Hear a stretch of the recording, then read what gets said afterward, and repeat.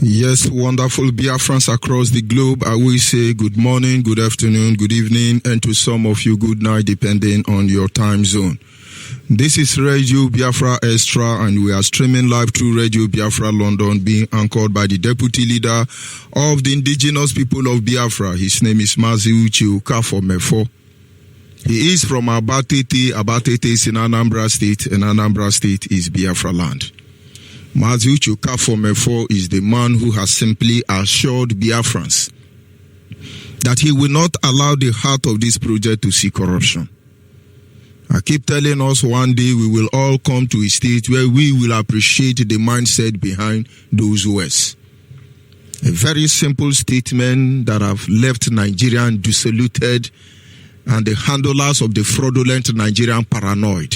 But in the end, we are not shifting ground for them. Mazi Ukafomefo is standing on a deputizing capacity on behalf of our Supreme Leader, Mazi Nnamdi Kanu, the Prince of Afari Ibeku, heir to the throne of Ibeku Kingdom, the one and the only man who stood up to speak for the collective interest of Biafran people. We could but humble ourselves before the Creator for having sent a perfect man like him ahead of all of us. There were men and women who made us believe in Biafra, but his presence is a confidence, reassurance that Biafra is meant not just to be, but she must rise up to her full capacity, attending to every level of glory, honor, and dignity that due her, irrespective of how determined our enemies are. Mazi Nnamdi Kanu remained the one and the only man who stood up to speak for the collective interests of the Biafran people for almost 60 years. For almost 60 years. Men saw evil and call it good. Men saw darkness and call it light. Men choose to be on the winning side instead of standing on the truth side until he came. He is from Afari Ibeku. Afari Ibeku is in Umuahia. Umuahia is in Abia State. And Abia State is Biafra land. Mazi Nnamdi Kanu is the director of Radio Biafra as well as Biafran Television. And may I remind you that he is the one and the only man that commands the loyalty of the Biafran people across the globe. It doesn't matter where you come from. It doesn't matter who you are. As far as you are a Biafran, the earlier you wake up, the better for you. If the Yoruba have the privilege today, they will join Biafra. If Hausa have the privilege, they will join Biafra. The article not tell you that we are all Biafran. But of course, we understand what is at stake. One man commands our loyalty. That is Mazi Nnamdi Kanu. And by the special grace of Chukwuka Gabiam, I remain Judge Onyeibe. I am from Abo. Abo is in Delta State. And Delta State is Biafra land. Having said so, we will not proceed without acknowledging the Creator, Chukwuka Gabiam. We know who he is. We know what he wants. We know his thought. We know his plan. And we know when men are changing his word to suit their fraudulent attitude. It's unbelievable. And so no matter what happens, forever his name will be praised. I will acknowledge him before we proceed this evening. And as always, I say to him, Edema ezi Chineke enigwe nasi na edema o. Onwe nasi nedema edema ezi Chineke ka anyị bunye aha gị enu n'onye na-eme mma ka bụ Chineke ka anyị bunye aha gị enu o kwere nkwa mee ya ka bụ maka na ọ dịghị onye yiri gị. Ọ dịghị onye yiri gị o, ịmakwa na ọ dịghị onye yiri Chineke nke n'igwe o, o nwere onye a ga-eji ma ya tụsọwụ ya yiri ya o. Ede mma n'ụtụtụ ede mma n'ehihie, ị kwesịrị tụkwasị obi Chineke, ọ dịghị onye dịka gị. Anyị na-aja gị mma o, maka n'eziokwu n'ịbụ sọ mma ịhụnanya na gị. Obiọma gị o juru anya dadị o, inwe gị mgbanwe o, ọ dịghị onye dịka gị. Ibu Alpha no Omega. Anyenine na sina ne demao. Ise. Of course, with the wisdom of the world, no man can discover the Creator. For the wisest of all men are foolish. The wisest of all men are foolish. And that is why when humanity has supposed to be repenting, some people are still dragging for power that will kill them in the end. Because you cannot see God. And there is no escape from karma. Karma will catch up with all of you. It's amazing when we sit back and see horrible deed and art of men who change the narrative and the course of history in the course of time because they have access to weapon. But this same weapon will consume all of you. For the heathen has gathered against the Lord and his anointed, saying, let us destroy them. Let us finish them. But he who lives in heaven, he will laugh at all of you. And in his hot displeasure, he will come for all of you. I just cannot understand why the world cannot see that there is a God that sits in heaven and presides over the affair of man. I don't know why Fulani think he's born to rule. He is born to rule for oil that is not in their land. I don't know why Fulani are so daft that today they are gallivanting everywhere in the name of born to rule. I do not know why British government think she will escape this humiliation coming to them for running away from EU and yet wanting us to remain in one place. I do not know how these people reason. I do not know why many countries sit behind and steal our resources from backyard and pretend to be holier than I. I do not know how they think they can run away from this. For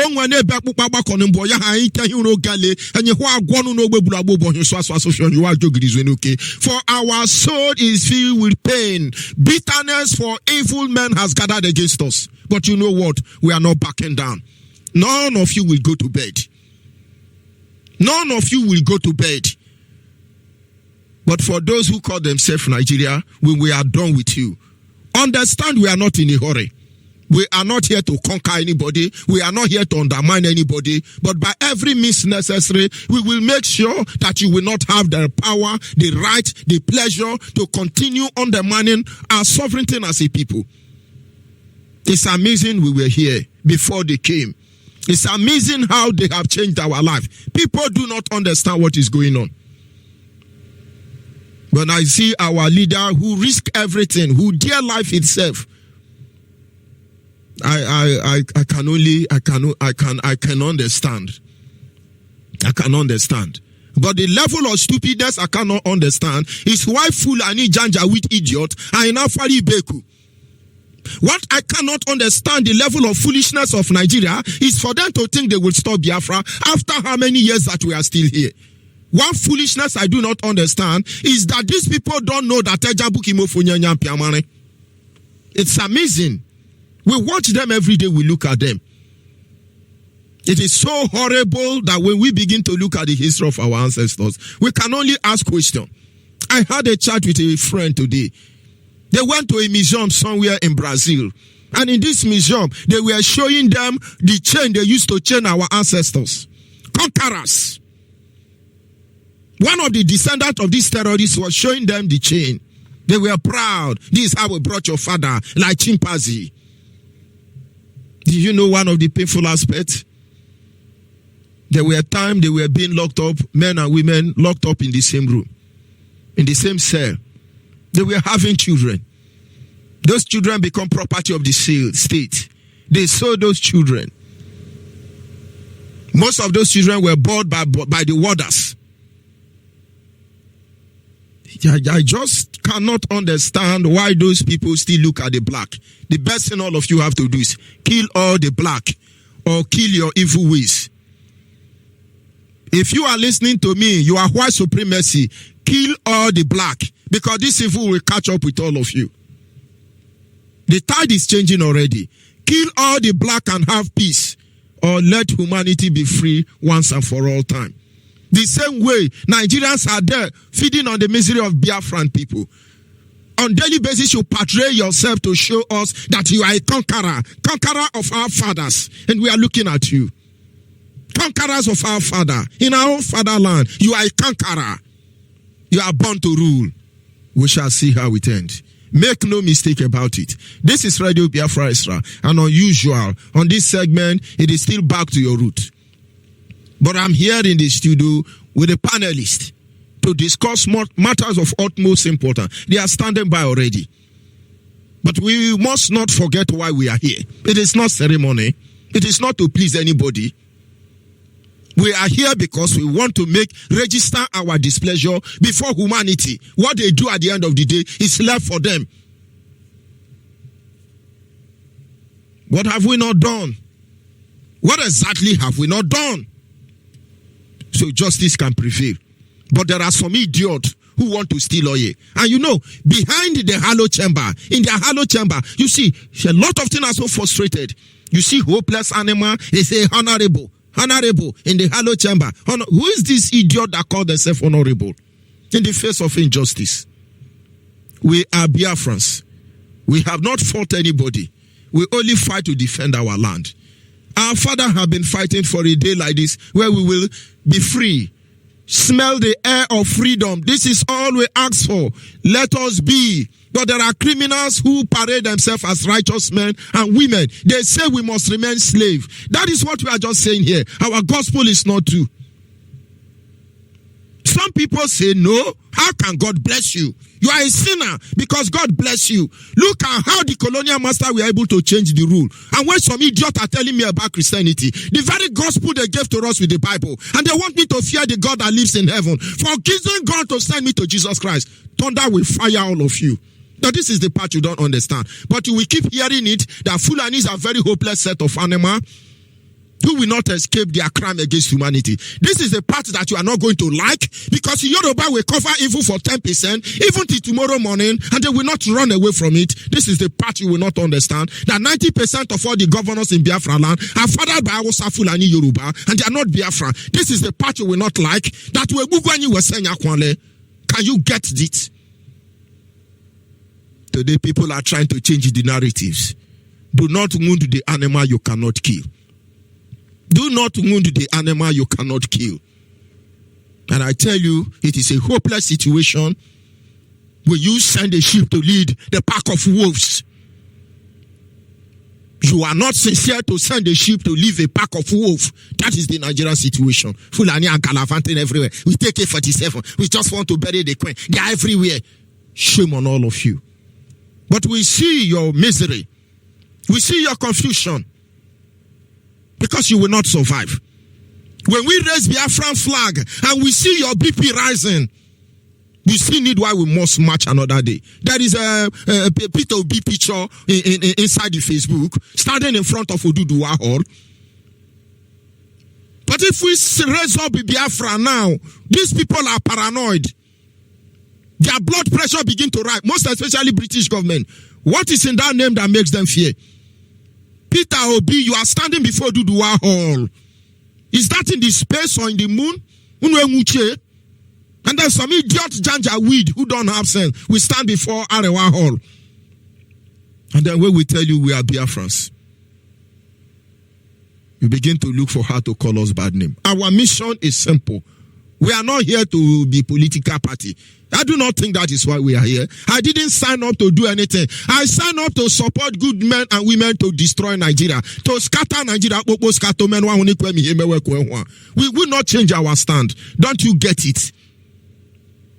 It's unbelievable. We didn't put oil on the ground. We didn't put gold on the ground. We didn't choose this location. The Creator gave it to us. Why are all of you hell-bent? Why don't you focus on the resources given to you? It's amazing. When you hear British government talking, you think human beings are talking. These are the devil in your Bible. Why are they running from EU? European Union. I thought they were all European.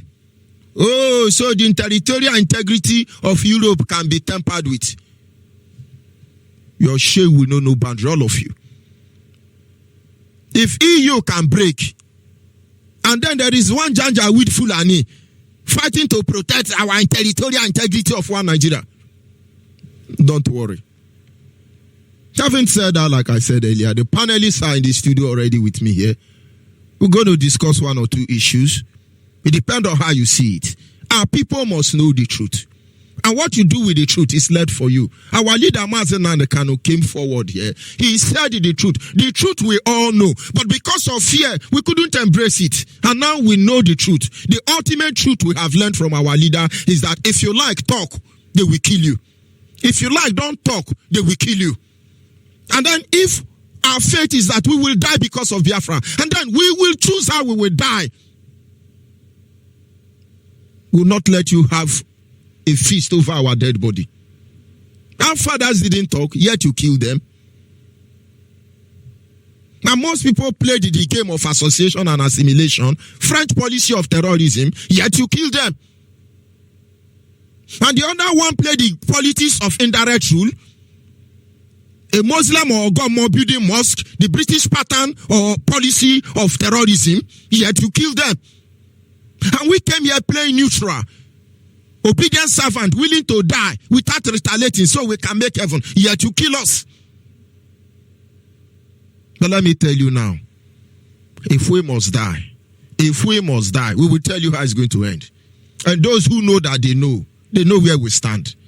I remind you once again, we will bury the king and the queen on the 14th of this February. We thereby invite you, Hausa, Fulani, Yoruba, those who understand why we must be honored when we pass on. We invite you. There will be plenty for all to eat and to drink. We welcome you, but respect yourself. Respect yourself. No number of Winchester will stop us. No number of armor tanker will stop us. No idiot will stop that day. You people will use your hand to initiate the anarchy. And like our leaders say, we will know what is in that Sokoto. You see, the greatest mistake you people are making are those checking point and barrack you are building. Go and build more barrack in the north and in the west. We are Biafrans. We are Biafrans. We are Biafrans. We are Biafrans. We are not Oduduwa. We are not Arewa. We are Biafrans. Make no mistake about it. Make no mistake about it. Accept this truth. Respect us for who we are. Let us be. Let us be. Let us be. I'll be back in a minute.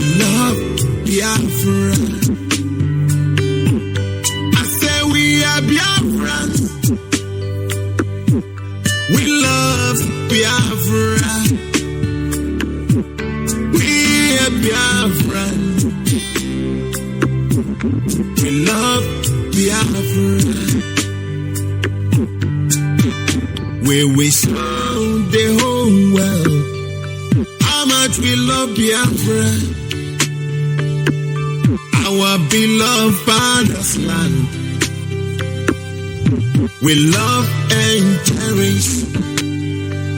We resolve the whole world. How much we love Biafra,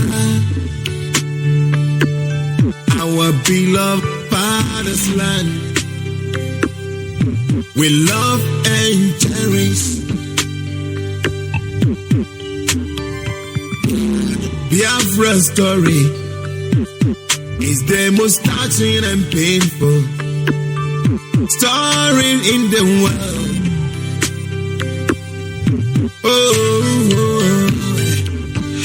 Yes, without wasting much of our time, we will move ahead. I will bring in the panelists with me this evening.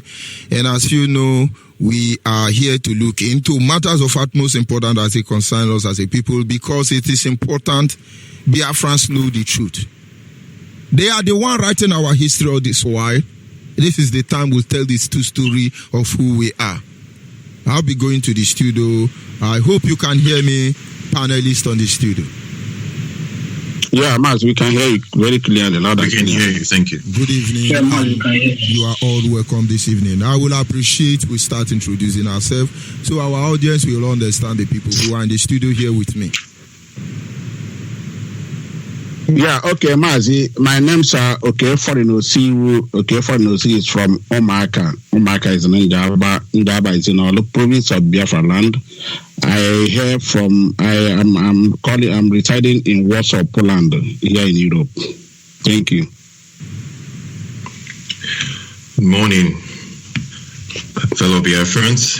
I am Armstrong Omeje. I am a Biafran from Edo. Edo is the present-day Edo State, and my hometown is Uhiele in Ekboma. I'm currently calling from New South Wales, Australia, and it is currently 6 a.m. Saturday morning here, and I say good morning. Thank you.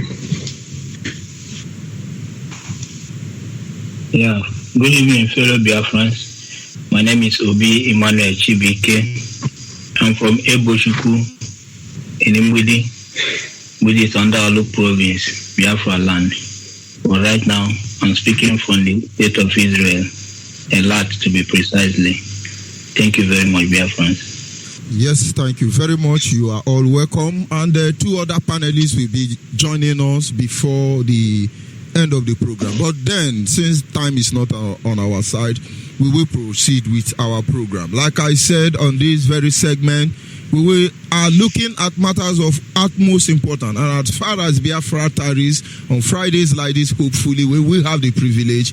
The panelists will always be in the studio to discuss certain issues. And tonight, our case study is Boko Haram. Boko Haram. Boko Haram. Who is Boko Haram?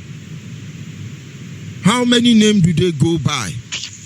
There are a lot of things about Boko Haram we want to use this avenue to expose. And I want to believe the panelists on the studio will be able to do justice. And of course, our line will be open at the same time so that in the course of this discussion, our people can come out and tell us what they know about Boko Haram. So the whole world will understand what we are talking about. They are not of any concern to us because the truth remains that we will confront everybody. We will confront everybody. We will confront the enemies of Biafra. We will make sure that Biafra is restored. And having said that, I will move ahead to the case study this evening, which is simply say, who is Boko Haram? How many names do they go by? How many names do they go by? All of a sudden, we begin to hear about Boko Haram. Boko Haram. Boko Haram. Who is Boko Haram? How did they start? How many names do they get? A lot of things has happened. Let me give you a brief history. Or rather, let me create a preamble to enable us continue this evening. As a child, to the best of my knowledge, But they are no more coming out. As a child, to the best of my knowledge, I used to know about. Can you hear me? Those of you on the studio there. Those of you on the studio, can you hear me? I think I have. Can you still hear me? Those of you on the studio. They are not coming out. I am coming out. The point is, are you hearing me? No. You are not coming out clearly. Mazi, check your system. My system is up and running. I am the one who will tell you that I'm coming out or I'm not coming out. But yeah, Mazi, listen, if you are not hearing me, don't argue with me. Can you hear me? You are not coming out. Can you hear me? Yeah, the same thing, yes. Okay. I will come back a little. That's right. I can hear him too. Then I think there is a problem. I will get back to all of you. I'll be back in a minute. You stay tuned. We love and cherish Biafra story is the most touching and painful story in the world.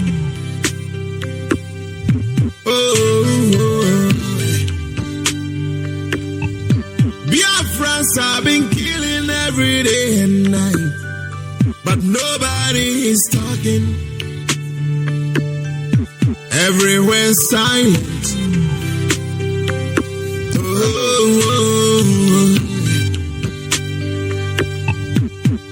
We should be ashamed of ourselves. Hey, we said we are Christians, but we do nothing to help the Biafrans. When they are killing Biafrans, we've done nothing to help them.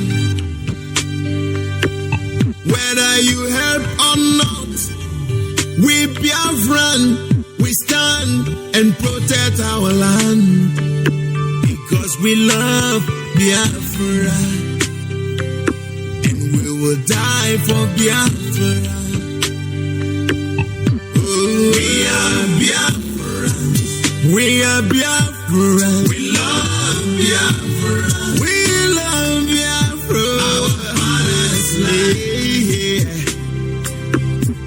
We love and cherish. We love and cherish. We are Biafrans. We are Biafrans. We love Biafra. We love Biafra. Our father's land. We love and cherish. We love and cherish. I am a Biafran. I respect people, but I'm not afraid of them. And I want to use this little opportunity to address those that say that they want to know where I come from. I, Prof. Alison Akoma, I come from town called Nenu in Obingwa, Abia State, and my mother comes from Akwa Ibom. I'm a man that believes what my father used to say. Mberede nyini dike, mberede keji amadike, mberede nyini onye si na ya bụ eze, mberede kejikwa na ama eze. I so much believe in that word my father always used to say.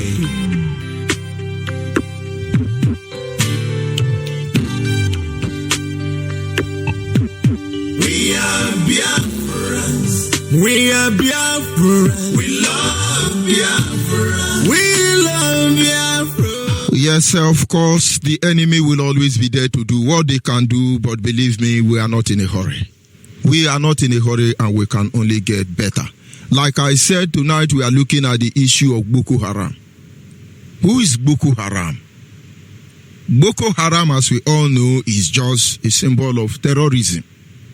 When you hear Boko Haram, you hear terrorists. And when you hear terrorists, first of all, it is important you go and find out the genesis of terrorism in the world.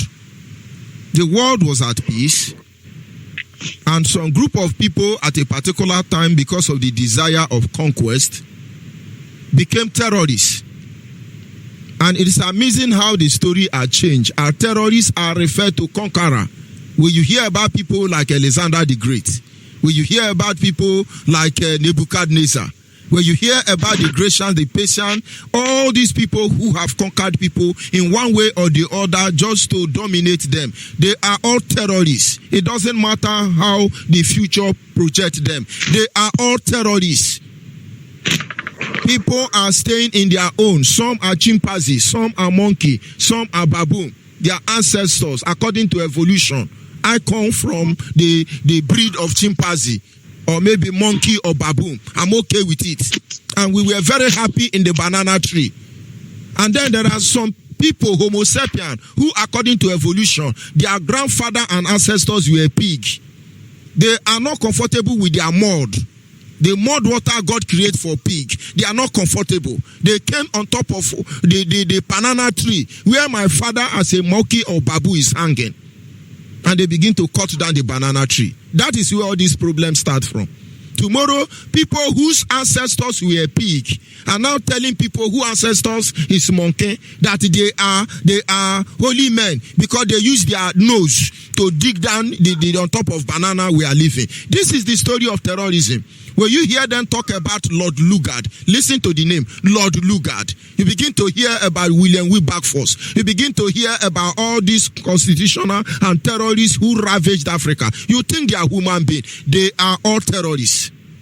Anytime they teach you about colonialism, it doesn't matter who is responsible. It doesn't matter who is involved. If my father was involved in colonialism, they are all terrorists. This is the beginning of terrorism.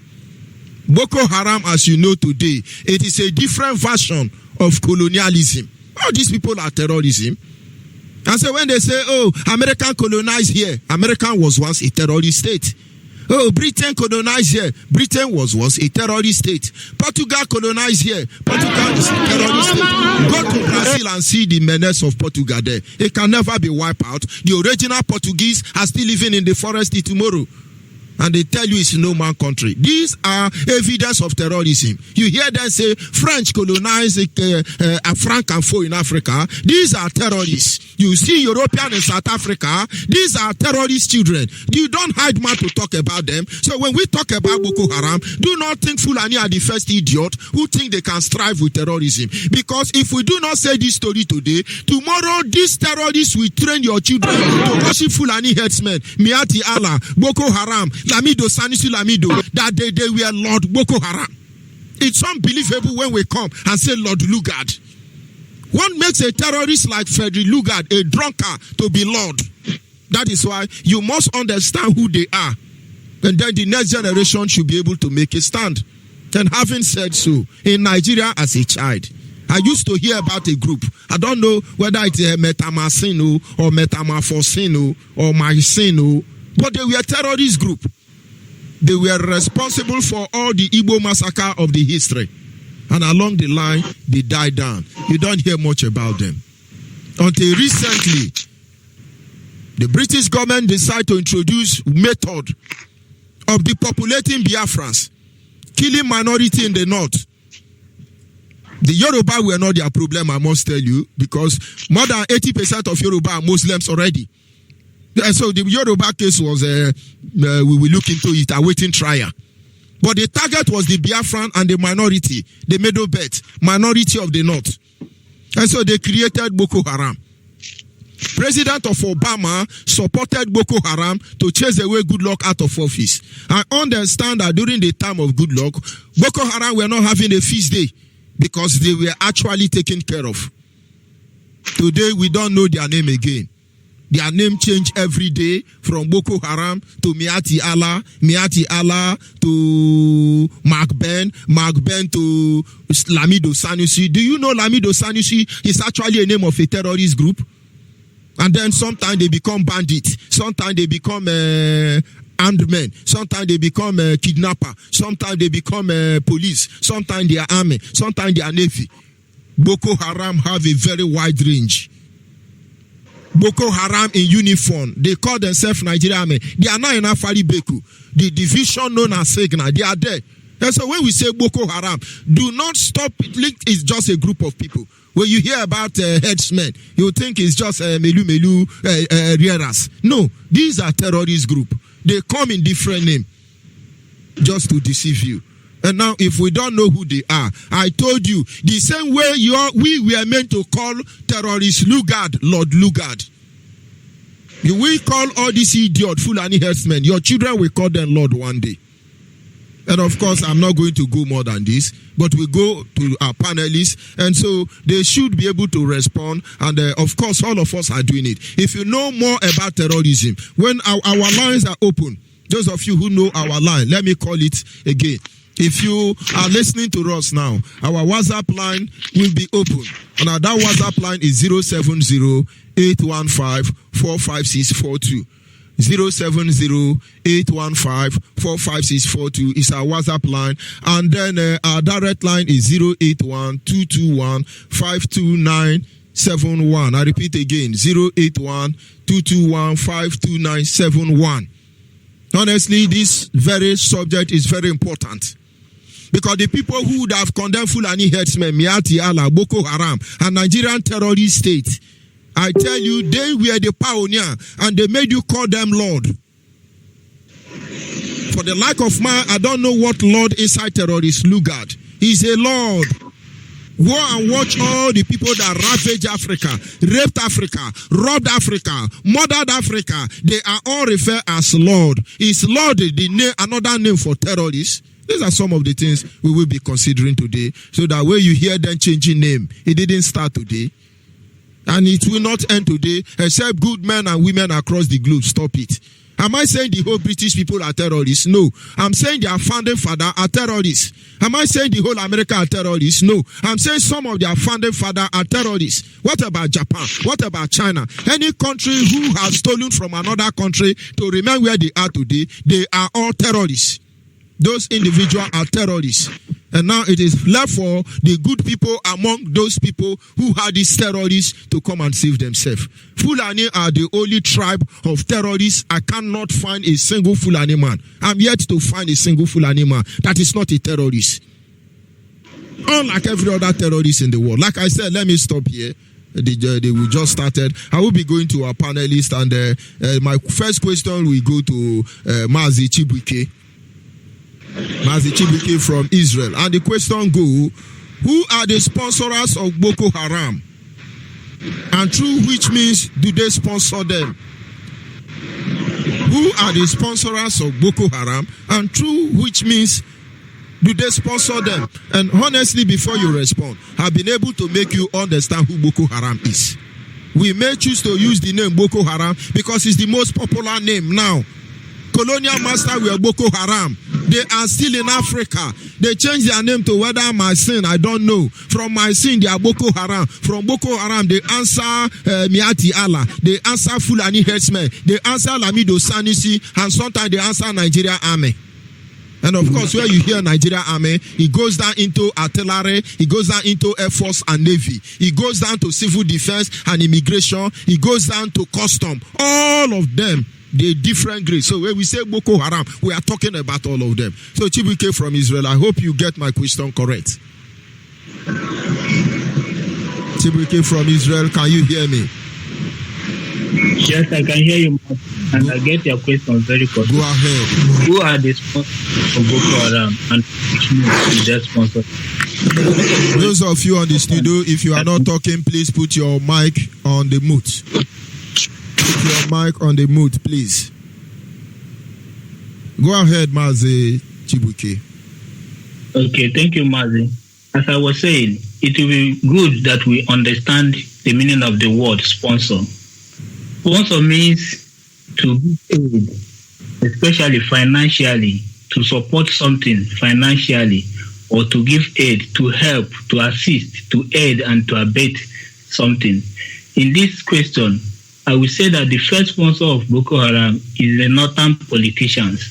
When I say the northern politicians, I don't want to start to narrate much or describe the northern people I mean. When I say north, I mean both the Jokuns, both the Middle Belt and all of them. Because the Middle Belt has never come out consistently to denounce that they are not part of Northerners. If they are serious to denounce it, let them come out openly and tell us. After all, the governor of Plateau State is the chairman of Northern Governor Forum. So all of them, politicians from the north, they are the first sponsors of Boko Haram. The second people are the Northern Islamic clerics. Those they are preachers, they sponsor them.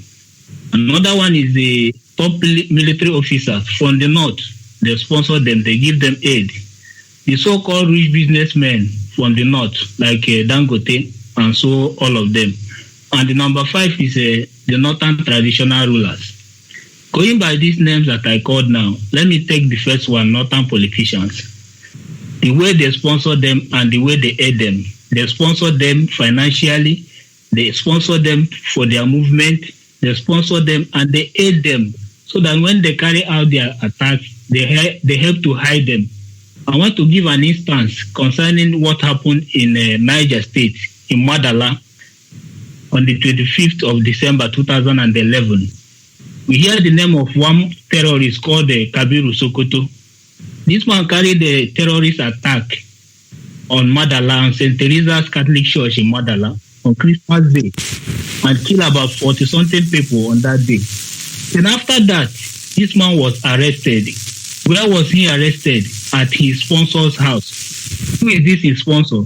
The governor of Borno State, Kashim Shettima, the then governor of Borno State. Then I began to ask, what takes a terrorist to a governor's house in Abuja, his lodge in Abuja? That's to show you that he's one of the co-sponsors. When this man when he carried his terrorist attack, he goes to the governor's house and hide. Then the police arrested him.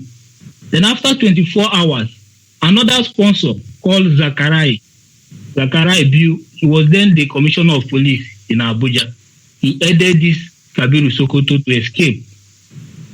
He aided him to escape. He took him to his house, Kabiru Sokoto's house, to search his house, and from there he aided Kabiru to escape. Then Kabiru was also rearrested in Taraba State. He was convicted in December 2013 after they sentenced him to life imprisonment. Then suddenly another sponsor has stepped in. They step in stage by stage, now from a politician to commissioner of police, all of them from the north. Then finally, 2016, Muhammadu Buhari, the late Muhammadu Buhari, released this Kabiru Sokoto that killed so many people. He said that they released him in exchange of Chibok girls. Then people start to ask, they said it's a rumor, but they never one day showed this man that they did not release him. They said it's a rumor that the man is still in detention, but they never show him to journalists. Till today, we never hear about Kabiru Sokoto again. Another instance is about a man called Ali Sauda Umar Kodunga. This man was a Boko Haram member. He was arrested also. During interrogation, this man confessed openly that one Senator Ali Ndume, this man is still a senator till today, to show you that all the senators from the north are Boko Haram sponsors. He said that this man, he pays their bill. He recharges their phone. He's the man that is in charge of sending them text message. This man send them text message. They forward this text message to judges that are trying the other Boko Haram members. They threaten judges, and judges will say that their hands are tied. They will release these people on bail. So all of them. Another one is the clerics. We all know how these clerics sponsor Boko Haram to get their ammunition. We know all about how mosques in the whole northern Nigeria, in the whole Nigeria as a whole, how they use the mosque as their ammunition centers. Whenever you have problem with them, they run inside the mosque. As they are coming out with AK-47. So they are all militants. They are all Boko Haram in disguise. Another one is the military, the top military people. They sponsor them. They will tell the international community that they are fighting Boko Haram. They will request for aid. They will give them weapons. They will supply this weapon to Boko Haram and say that they are fighting Boko Haram. Whereas they are giving this weapon to Boko Haram and sending our people to the front line. And these people will use this same weapon they give them to fight Boko Haram and finish our own people. And at the end of the day, we are losing our people in this fight of Boko Haram. They solicit weapon and give it to Boko Haram to fight them. So my point here is it goes down from the politician to the top hierarchy of the military, down to the clerics. All of them are sponsors of Boko Haram. Mazi, I think I've tried to explain who are the Boko Harams and who are their sponsors. As we go on, I will keep on mentioning their names one after the other. Thank you very much. Of course, you are on point. And like we said, the truth cannot be overemphasized. And I hope you people can still hear me from that end. Can you people still hear me from that end? Yeah, Mazi, can hear you. Yeah. Yes, Oh, okay, I just want to be sure because we are wrestling against flesh and blood. We are wrestling against different kind of people. And then, having said that, I will go to the second question. Of course, before the second question, I want to believe that both of you panelists on the studio there have a contribution to make regarding to what our brother said so far. Yeah, Mazi. Yes, Mazi, I have something to say here. Just like my beloved brother, Comrade Chirika has said. Mazi, Boko Haram, we can define Boko Haram. There are many ways to define Boko Haram. First of all, Boko Haram is a group of Islamic terrorists created by the Northerners for their Islamization agendas. They go with millions of men. Hence, everyone Northerner or Al-Majris are Boko Haram in the waiting.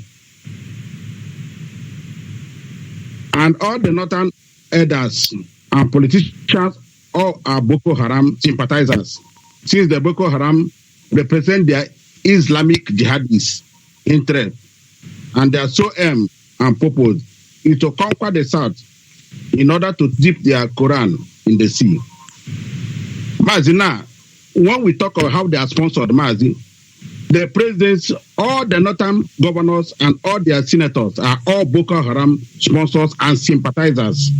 Their major means of payments to Boko Haram is by cash, gold, and electronic transfers, monthly and bi-weekly donations. This is what I have to say and define them. This is how I can define them for now. Yes, thank you. Yeah, well said. Before I will come to you, Armstrong, I will take a call from our caller on the line already. Caller on WhatsApp. I hope you are following us. Yes, the question at this moment is, who are the pioneer, the founder of Boko Haram, and what is their purpose? Or rather, I beg your pardon, the first question there is, who are the sponsors of Boko Haram, and through which means do they sponsor them? Go ahead, please. Thank you, sir. Mazi Onyeibe. Greetings from America. My name is Chinedu Eze. I thank the panel. I thank all the presenters now with you. I thank OK Foreign and others. May good Lord continue to guide and protect you until we see Biafra. My reverence to Ohamadike and our deputy, Mazi Chemefo. To answer your question, Mazi Onyeibe, I'm going to cite an example what happened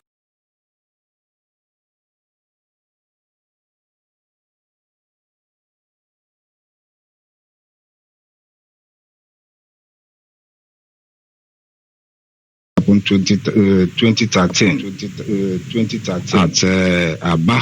The area commander at Aba then, his name is Rabiu.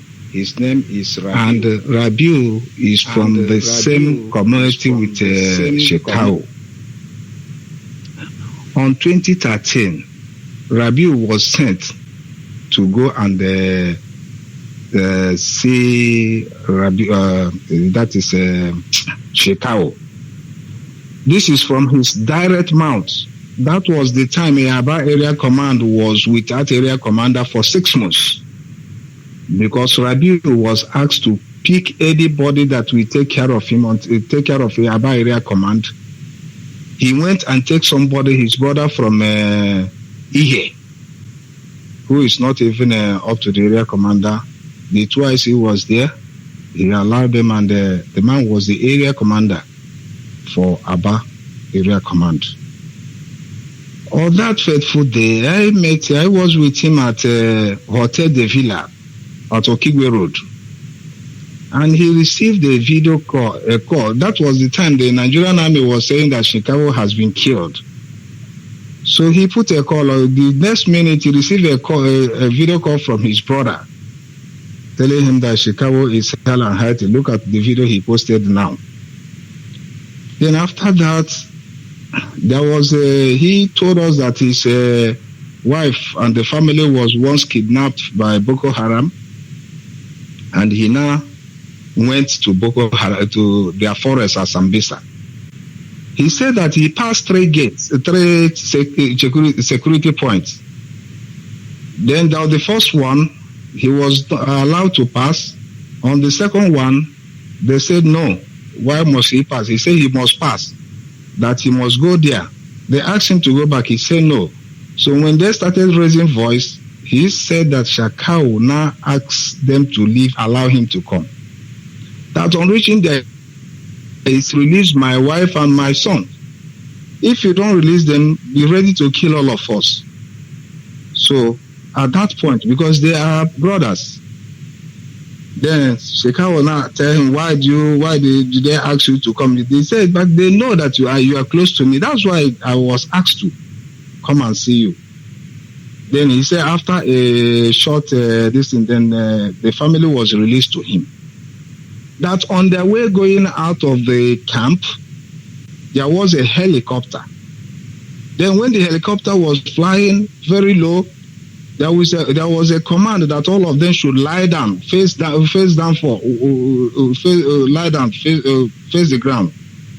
Then all of them lied down. Then the helicopter hovered and stopped. Behold, did you see? He said, do you know who alerted from the helicopter? He said that the person that alerted from helicopter is Buhari, late Buhari. So they were lying down on the floor.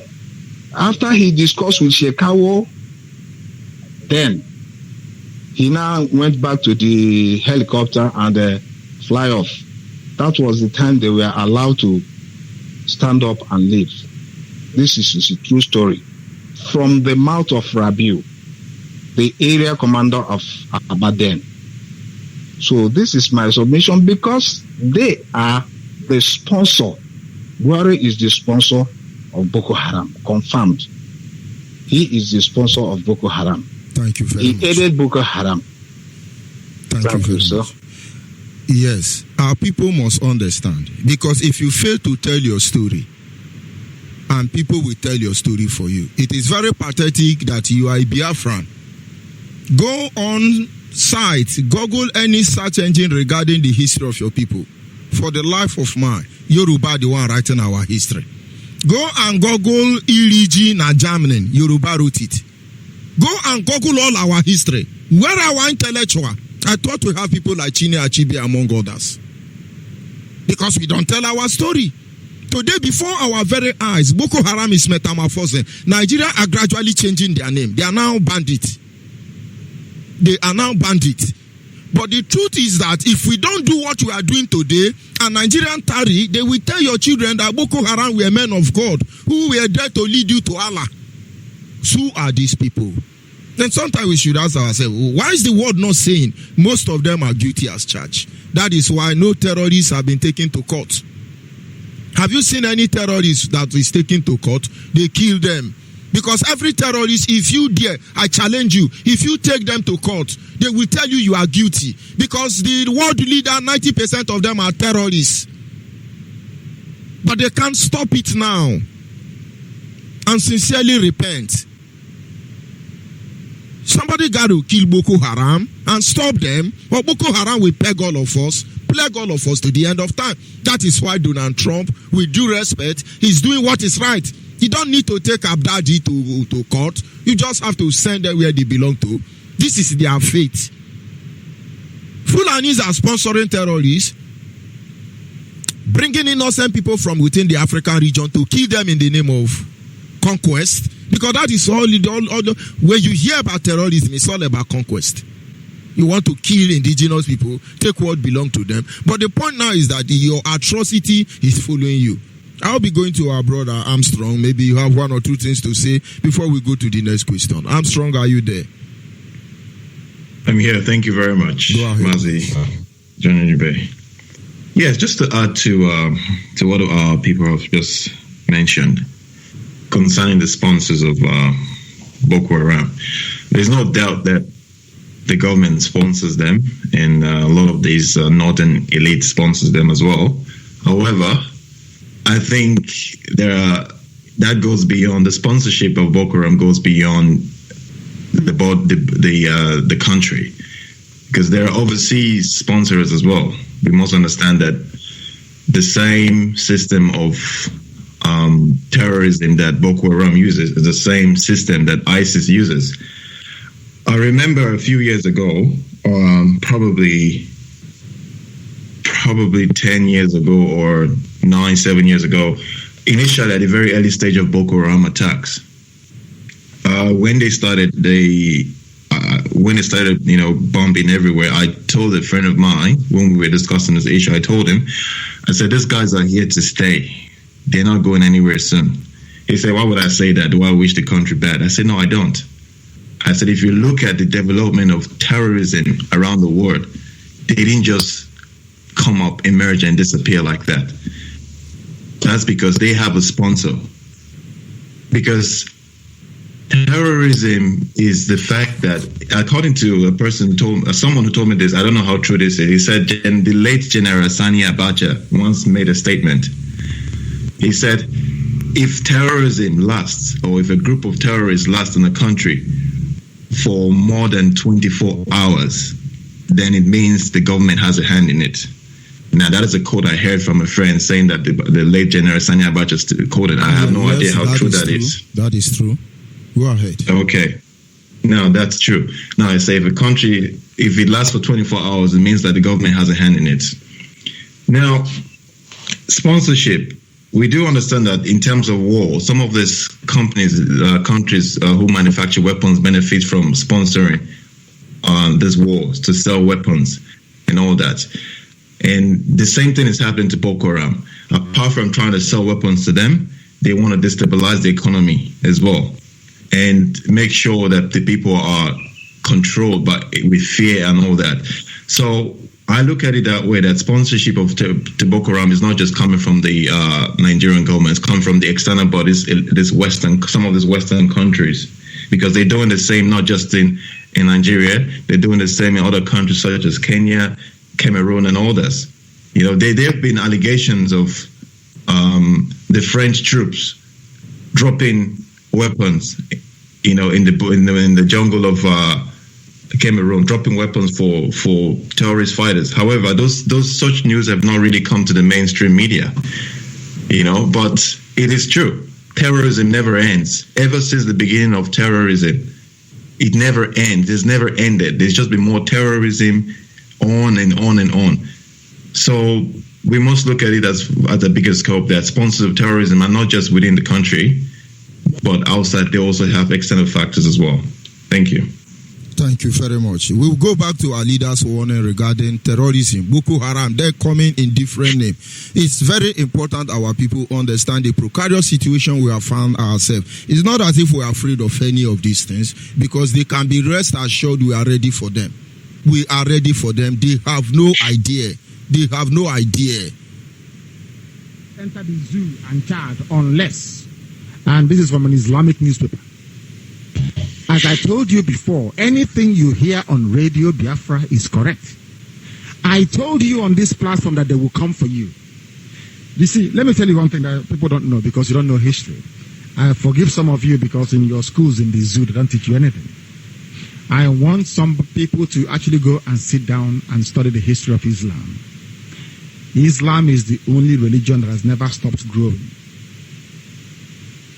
Islam is the only religion that has never stopped expanding through militancy and war. Others have stopped, only Islam.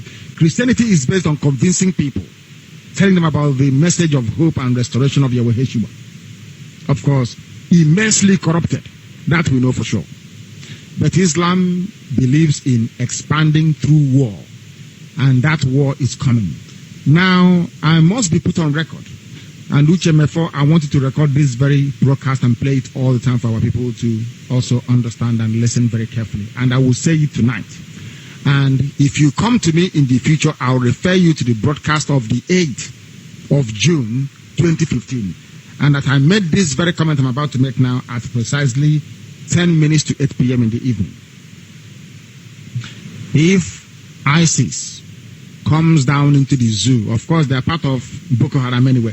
If they forge, not if they, because they have forged an alliance already, if they launch any attack with the name of ISIS on the zoo soil. If you come to us to give us weapons, now understand. We just want you to know who Boko Haram is. Our leader just said they may come with ISIS. They can change their name to Donald Trump or Theresa May, Ruler Lady Dan or Margaret Thatcher. Anybody you see within your territory. Who is there to conquer you, just to steal your resources, is a terrorist. We will tell you who they are.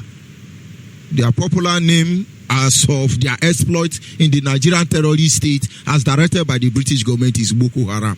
But make no mistake about it. Fulani headsmen, Miati Allah, Boko Haram, whether metamorphosis or metamorphosis, any name they will be in tomorrow, headsmen, bandit. You see how they are changing it gradually. In fact, when you hear anybody mention Lamido, Sanusi Lamido, it's a Boko Haram. If you hear Buhari, it's a late Boko Haram. If you hear Jubri, it's a Boko Haram. If anybody tell you it's a Nigerian army, watch them. If it's Fulani, it's a Boko Haram. If it's other tribes, other minority in Nigeria, you can reconsider their stand. They tell you they are one Nigerian, they are all Boko Haram. Nigerians are Boko Haram. But they tell you they are Duduwa, they are Arewa, they are not Boko Haram. They tell you they are Biafra, they are the people fighting Boko Haram. Make no mistake about it. When you say Boko Haram, everybody is running from the name now. We should know who they are. Of course, I will take one call more from the WhatsApp line, and then we'll go to the next question that will go to Armstrong. Are you still there, caller on WhatsApp? Caller on WhatsApp, are you there? Mazi, I'm still here. Yes, go ahead, please. Yeah, good evening. Yeah, my name is Amadi. I'm calling from Germany. And greeting, Mazi, good evening, and good evening all the others in the studio. So I'm calling from Germany. Let me just go to your question you asked, that how come about Boko Haram and who is their sponsor? Onyeibe, you understand that the main Boko Haram itself, the people that initiated Boko Haram in Nigeria is the British. They are the foundation of terrorism in Nigeria. Like what you are saying now. If I say Britain is a Boko Haram now, some people will say, no, Boko Haram is some lunatic who don't have sense. Boko Haram is a Nigerian army who don't have sense. But of course they are. As far as they are letting British to use them to terrorize. I do not know why people will want to tell me that British government is this holy. These evil people. Terrorizing the whole world.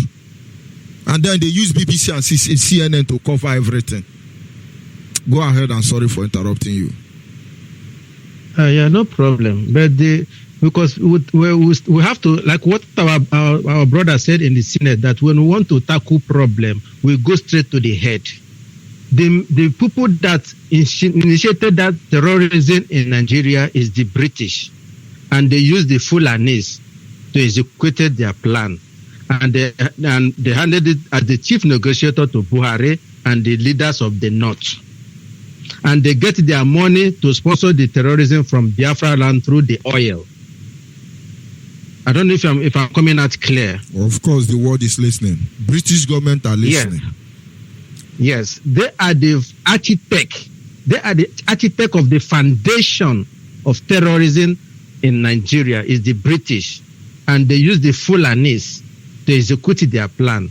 And from they know that the money will come from Biafra land. And they are using the money that coming from Biafra land to support them, to use it to equip them. Because it's not the same money that they gave them, the same 100 and so on. How many millions of dollars they give them for them to stop killing for 2 years? They give them $100 million to stop killing for just 2 years. Oh. Where did they get the money from? It's not from Biafra land they get the money from. So the art sponsors, the art foundation of it, the architect of it is the British. Then the executive is from the Hausa furnace. That is my own brother. Thank you very much, and God bless. Thank you, my brother. Of course, we are proceeding. Everything we are saying here is just trying to refresh your mind about some of the things our leaders said 9 years ago, 5 years ago, 10 years ago. The real deal has not started. But the Nigerian dirty Gota media are there lying to you. They say, oh, they are misguided fellas. They are telling you Boko Haram are misguided fellas. Who the demons said so and believe? Who the fool believes so? Of course, I will be going to the panelists at this moment, and I'm coming to you, Mazi Armstrong Omeji. And the question goes this way. Yep. How do Boko Haram function in Nigeria? How do they function? Are they men of God? Are they politicians? How do they function? And of course, our audience, like I said, our lines are open. When you call in, go direct to any of the questions, subject matter we are treating. Our next question now is going to Brother Armstrong Omeji. We simply say, how do Boko Haram function? Are they men of God? It's important that people know who they are. Go ahead, please. Thank you very much for the question, for letting me speak. Yes, how do they function? Before I go deeper into that question, I would like to say this, that initially, Boko Haram and ISIS, they've had the same flag right from the very beginning. And Boko Haram, before Boko Haram swore their allegiance to ISIS, it was already, for those who really understand, they would know that actually it was already the same group of people. However, the people who created ISIS could not put the same Arab-looking ISIS in Africa, because they know if you do that, they will be easy to fish them out. So they had to create a branch of ISIS that looked like the people in that region. So the black man, if you want to create terrorism in the black community, you have to use black people so they can easily blend in. So that's just what I want to say. Now I want to go deeper into that question. How do they function? Now, yes, there is a branch in government, but I'll come to that. But let me go now to say, in terms of how do they function, basically, they offer protection to villages. They offer food and water, explore, they go to ungoverned regions in such as the ungoverned space in some places like the Lake Chad, right? They raid villages for food and water. They offer stability. They promise the people of that community stability and water supplies, and then ask them to gain their trust, to make them join their movement. So, they promise them food, Christ in exchange for fighters and soldiers, and when they moved their focus to Lake Chad, and that's the Lake Chad is a region connecting Nigeria, Niger, Cameroon, and Chad itself. Okay, but none of this in that region, none of those places are actually. None of them actually have a heavy presence of government in that region. So basically, they can do whatever they like. Okay, so they capture women, young girls, young men. They force the women into marriage. They make them do go and carry out terrorist attack. They force the boys to join the soldiers. And that's part of how they recruit as well, by getting soldiers from there. So now, one way they operate as well is true which is also connected into their recruitment system. They target poor young men from local villages. They promise them. They sometimes borrow loans to small businesses in exchange for fighting for them. And they when they borrow loans, they actually now come up unannounced that, okay, ask for the money back in a very quick, in a very short period of time. And most of these business owners, if they can't pay back, then they're now being forced to fight for Boko Haram.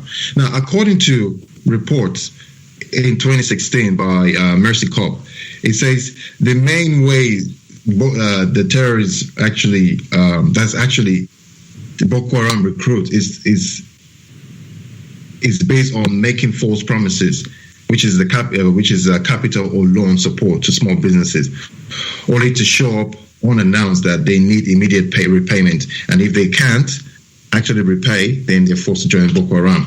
Now, some of these business owners don't even receive any money or loan, but they just join in this hope of belief that they are going to get paid.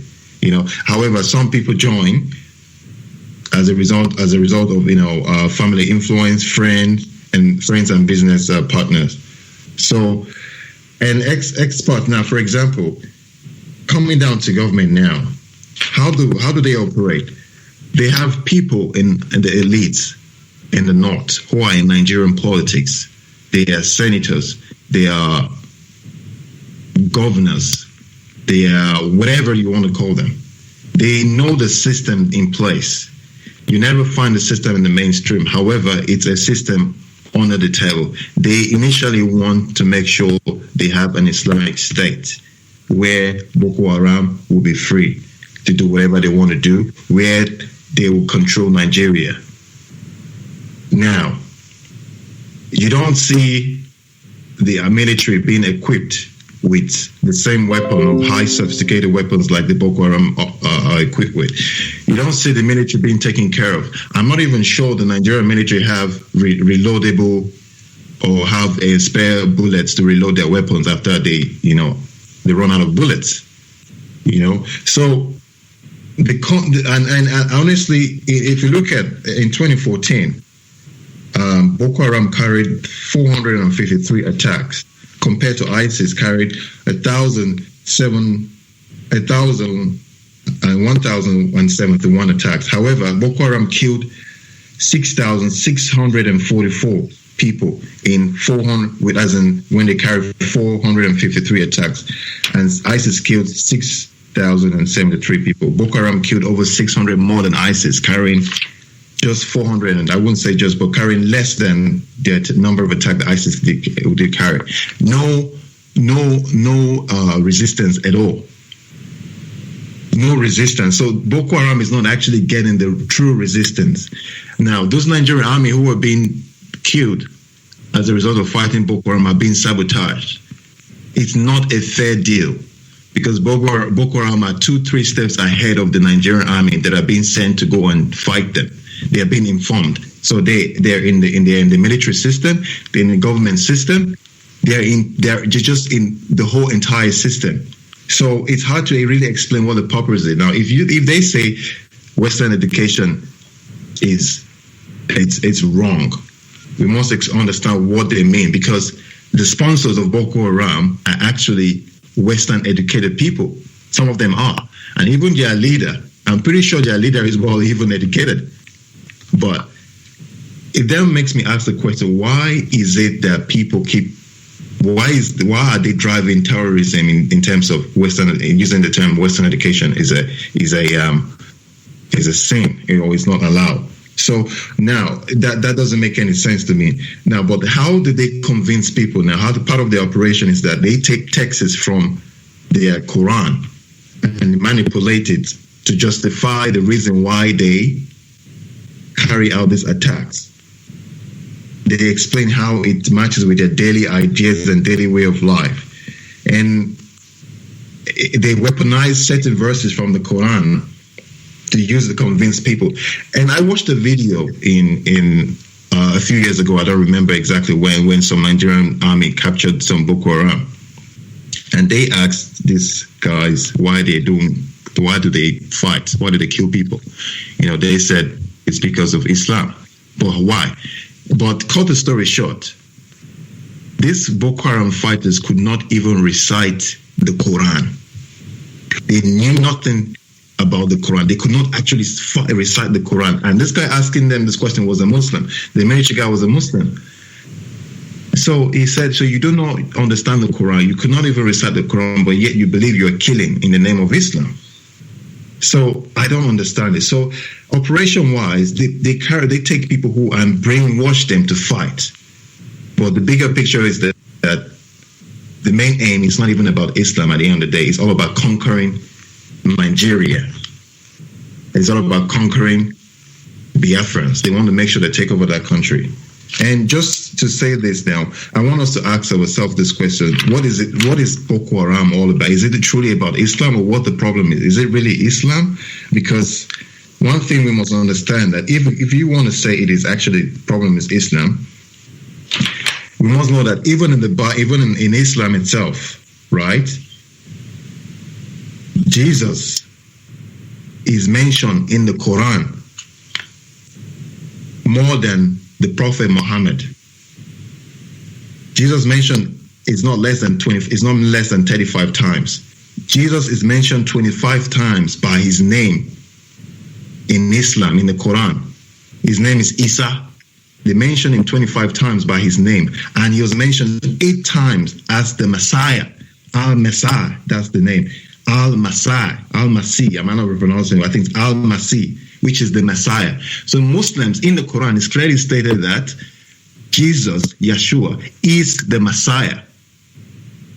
So I begin to ask myself, then why, if they believe, and if it's clearly stated that Jesus is the Messiah in the Quran, why do they carry these attacks and kill in the name of Islam and kill people who believe that Jesus is the Messiah? I do not still understand. That makes me think, I'll be like, let's stop blaming, do we stop blaming Islam and face the actual true people who are actually sponsoring this Boko Haram for their own personal agenda, their own systematic greed in place? So in terms of operation is from the government itself, in the political system, in their laws that do not affect Boko Haram, because Boko Haram or Fulani herdsmen are allowed to carry weapons, but not any other citizen that is not a Fulani or a Boko Haram. I don't know if I've been able to answer this question properly, but I believe we can share and gain some from that. Thank you very much. Of course, you have been able to make a lot of positive impact, because if we want to begin to analyze everything regarding just one particular angle we are looking at tonight, we are not going anywhere, because there are so much for our people to understand. You see, in Nigeria, the art of terrorism is growing weight, is gaining momentum, and people seems to believe that, it's a way of life, it's just Boko Haram. You see how Nigerian has automatically gotten used to the pattern of Boko Haram killing people. You see, the media will come up in the morning and they announce how many people that have been killed by Boko Haram. They create false impression that it's misguided fellas, and this issue will stop. Government is battling with Boko Haram. But a lot of senators in Nigeria are Boko Haram. I can categorically tell you that El-Rufai and Kwankwaso are Boko Haram. All the governors who are paying money to Boko Haram are Boko Haram. The British government that manage Nigeria are Boko Haram. Father Mbaka is a Boko Haram. The prophet of INEC is a Boko Haram. A lot of governors are Boko Haram. The idiot they put in Imo State is telling you that he's working with Fulani. Fulani are in his government. Invariably, he's telling you that his government in Imo State is a government of Boko Haram. Then the idiot in Enugu is building mosques for Fulani. We all know every single Fulani is a Boko Haram. Our people must understand how they work. And then there is our brother on the line there. We will go to him. Yes, brother on WhatsApp, are you still there? I don't know if it's a brother or sister, but are you still there? Call on WhatsApp. Yes, Thank you. I'm a brother and I'm a sister as well. Go ahead. So I represent Biafra. So my comrade, this very evening, your topic is quite a wonderful one. Anyway, let me just go straight to the point. The people that created Boko Harams are these. Listen, David Cameron of British, Hillary Clinton of America, George Obama, and his secretary, Secretary of State, John Kerry. John Kerry acts as a PRO and a relation officer that goes in and out of various countries to pretend as if he's trying to maintain peace and order, but rather goes to the Islam or what they call it, all these bad Islamists, and gather them, give them invitation to America for a meeting on how to move forward. That is exactly what they did during Obama time. They filled the MPs with evil blood-sucking terrorists. And that is exactly what they succeeded in doing in Nigeria. They succeeded in fixing the MPs, the senators, and whatever in the Nigeria cabal and allowed Nigeria to select one tribe in terms of security, in terms of judiciary, in terms of legislative, so that they will be able to control. That is why you see them speaking with boldness, because they have an international sponsor from America. Now, when David Cameron, when he was his tenure expired, you remember what he said. He said that Nigeria is fantastically corrupt. Then Buhari, when he was alive, went to London to say that the Nigerians in the London are criminals. Just understand that line.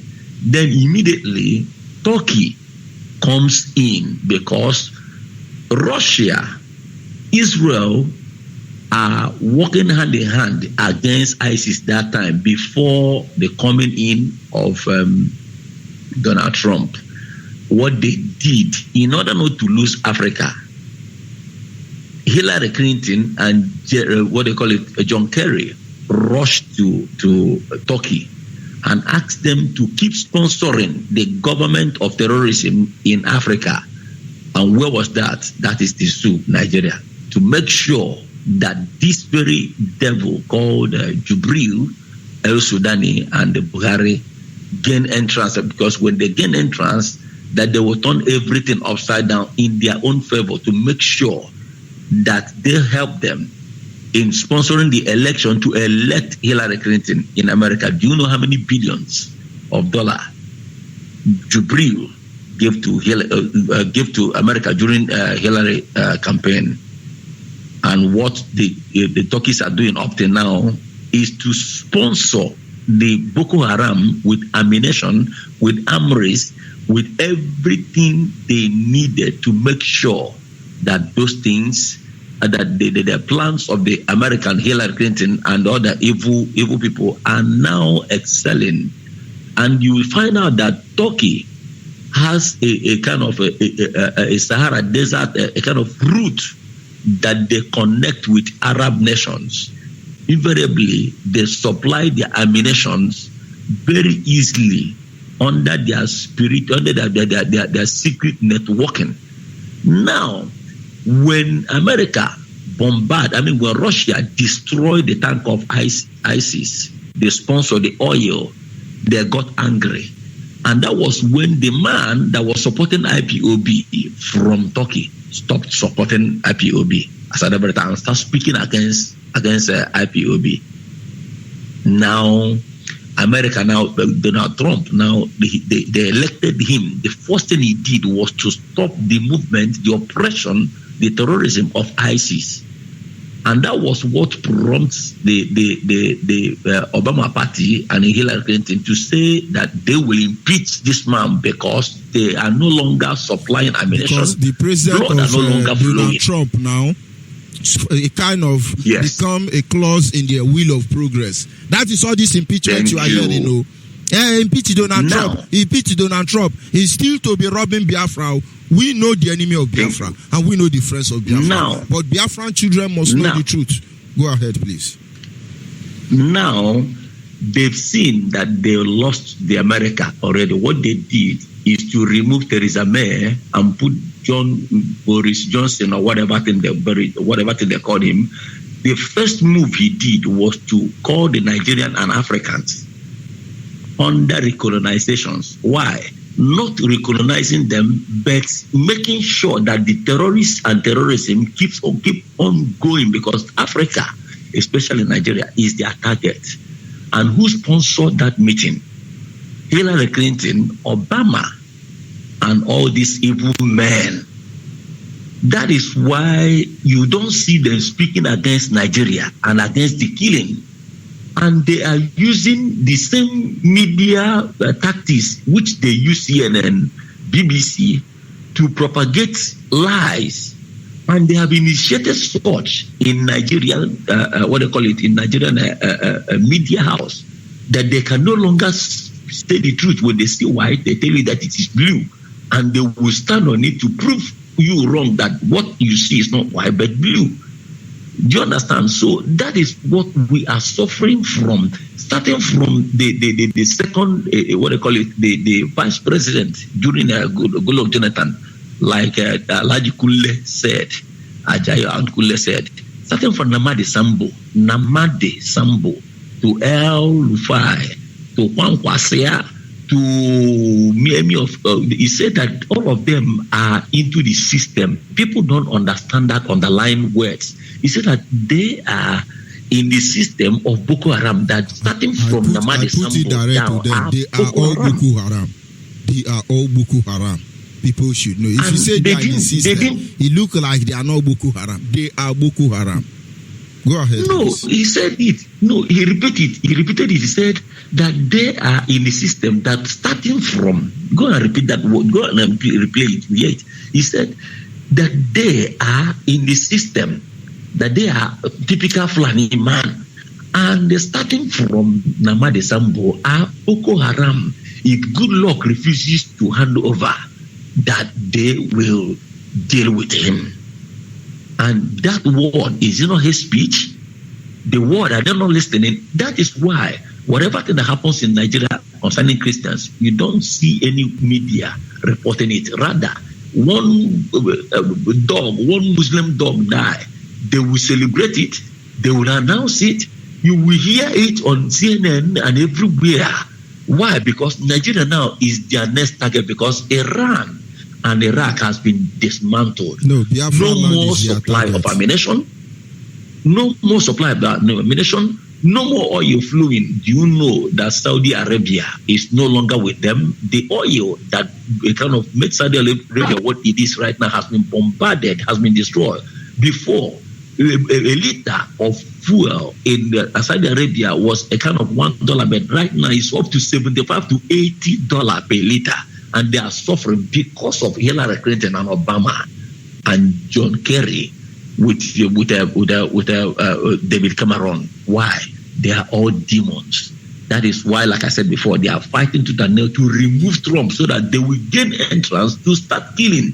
But they have seen that they cannot succeed.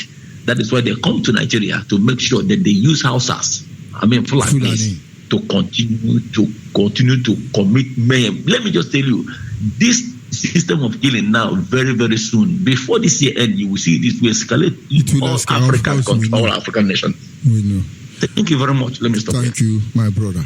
And of course, the good people of America must understand that all this impeachment of Donald Trump is about stopping terrorism. It is only in Nigerian terrorism that Boko Haram will now tell Nigerian media, I just pregnant one girl, a born baby boy. Then Fulani will come and say, oh, Chicago have born a boy. Rama too has delivered baby boy for Boko Haram, only in Nigeria.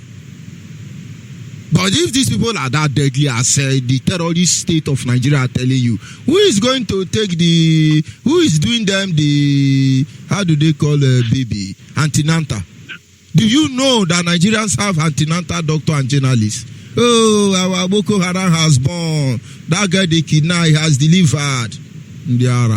But these are things you don't want to know. The good people of America must understand that the terrorism in Nigeria is sponsored by some of their politicians. And of course, don't make mistake, Hillary Clinton, Obama are terrorists. All these things are after Donald Trump. So the terrorism will continue. But the world is divided into two already. The group of terrorists and the group of the ones that are innocent. But of course, very soon, the hunter will become the hunted. Make no mistake about it. Tomorrow, Nigerians are going to tell you that Boko Haram are misguided fellas. Of course, late Buhari said so. I'll be going to the panelists. You have something to say before we take another call there. Please, the line is open for you. Yeah, Mazi, good evening from here, my brother. Evening. Yeah, Mazi, this is okay for you to see. Mazi, I want to touch on the functions, how they functions. Mazi, they function through all the various arms of the Nigerian government, the executives, the legislature, the judiciary, and also they are fully in charge of all the armed forces, the police, the military, the Air Force, and the Navy.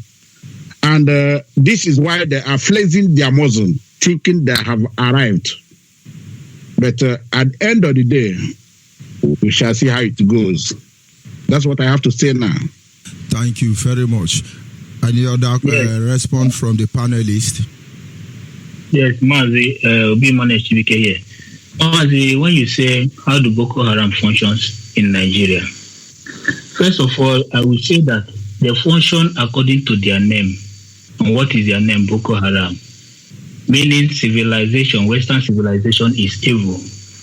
Recently, we see the last video of Shakao when he was speaking his grammar. He said, we don't worship her. We don't worship her constitution. We worship her Allah. We worship her Quran. Then I begin to wonder, how do we connect these dots? According to my brother Armstrong, when he said that Boko Haram somehow is not all about Islam. When you ask the political Boko Haram, the ones that are in the politics, they say that Boko Haram is not about Islam. But when you ask Shakao will say that they are fighting for Islam. So I became surprised and lost here. How do we get from there to here? Then when you talk about how they function, Mazi, these people, they are more than how we think they are. They have members more than we can imagine.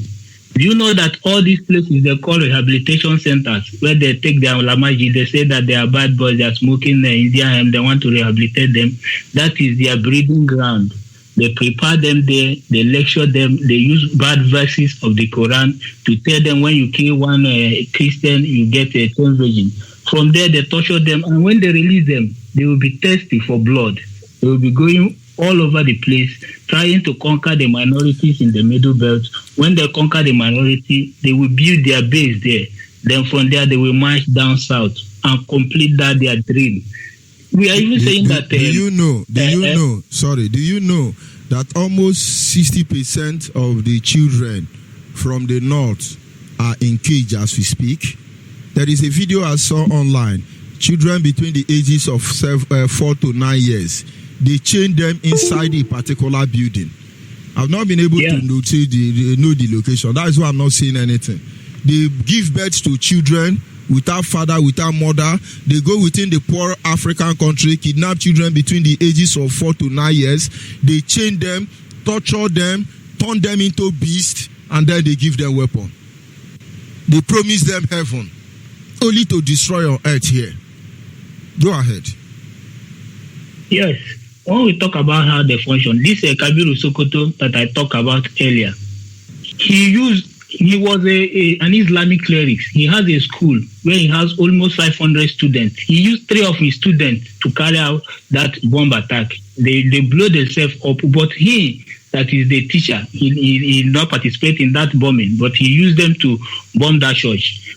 When we talk about Britain a hand in that terrorism, do you know that the main Boko Haram, their political sponsors, they are not happy with Britain.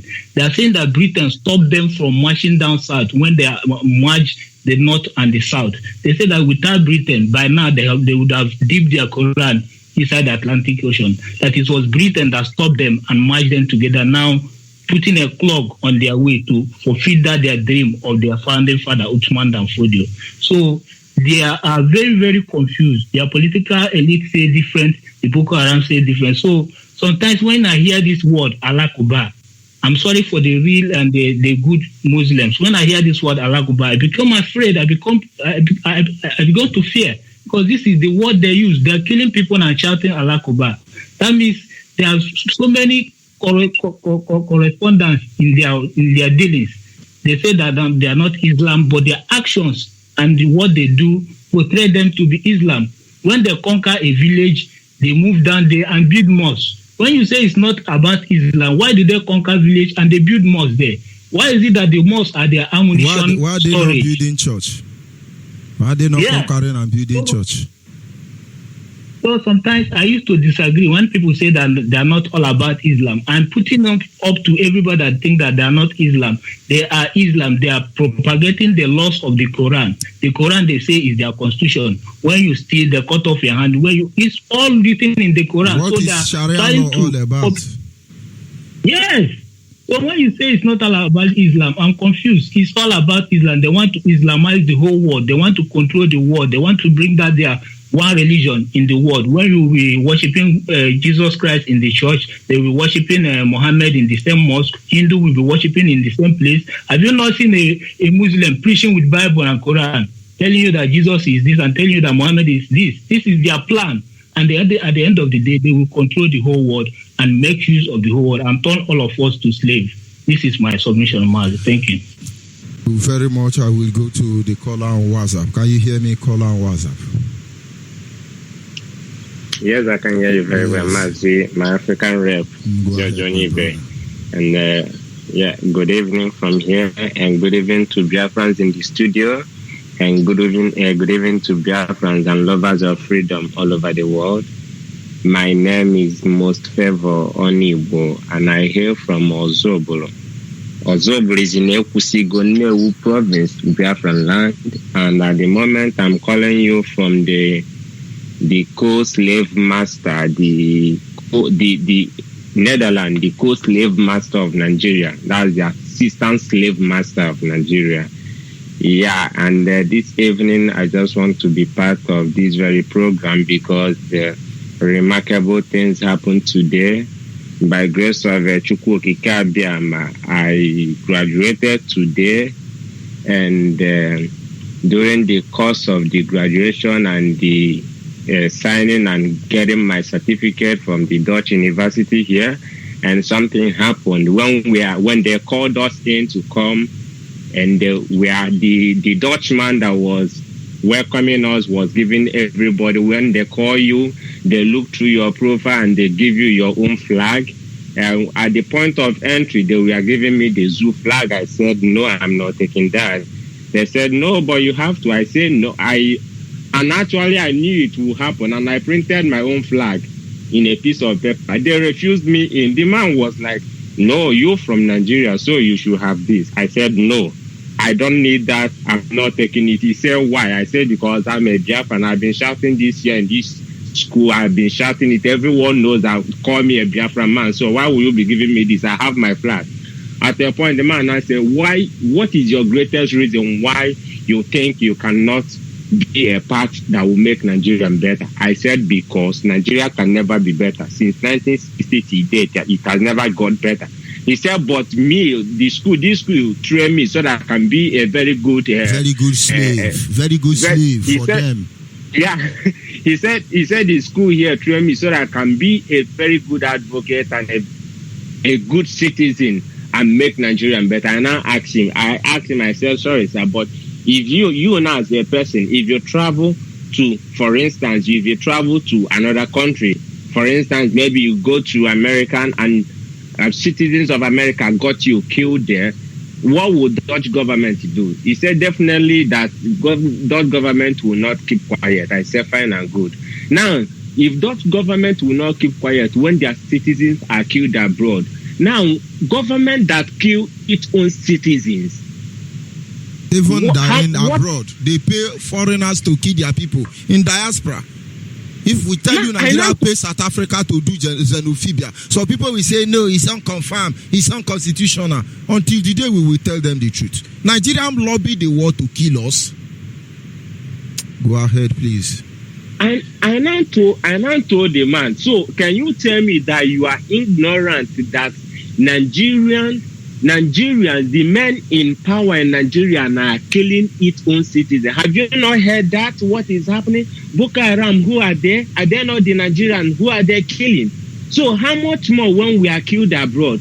So why will I be proud to take up the identity of that country that killed its own citizens? God forbid. I told the man never.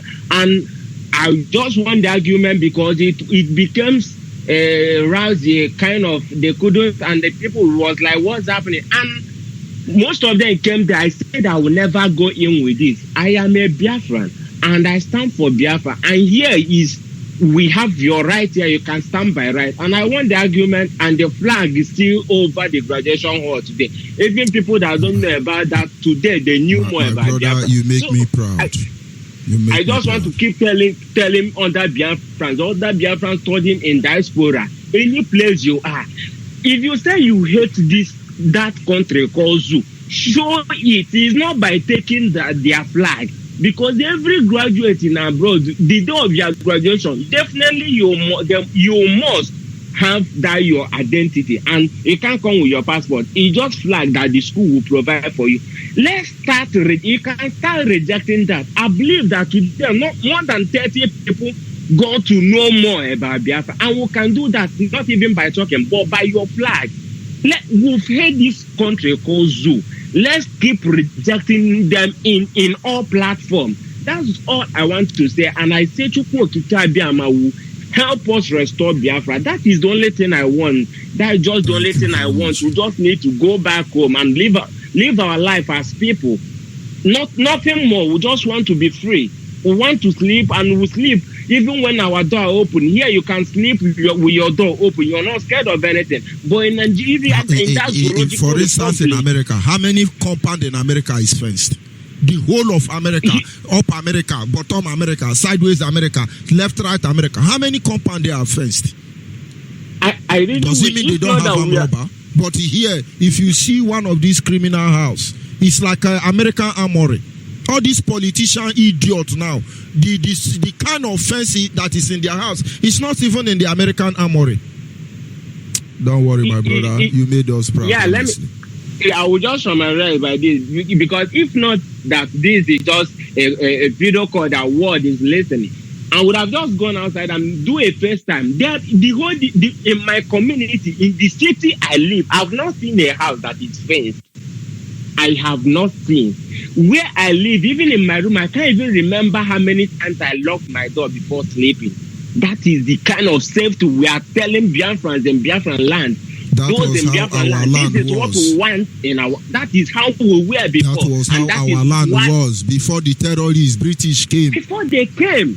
As a child, I know that all the houses in my community have a key. The key is like an iron, a cuff iron. We put it on top of the door.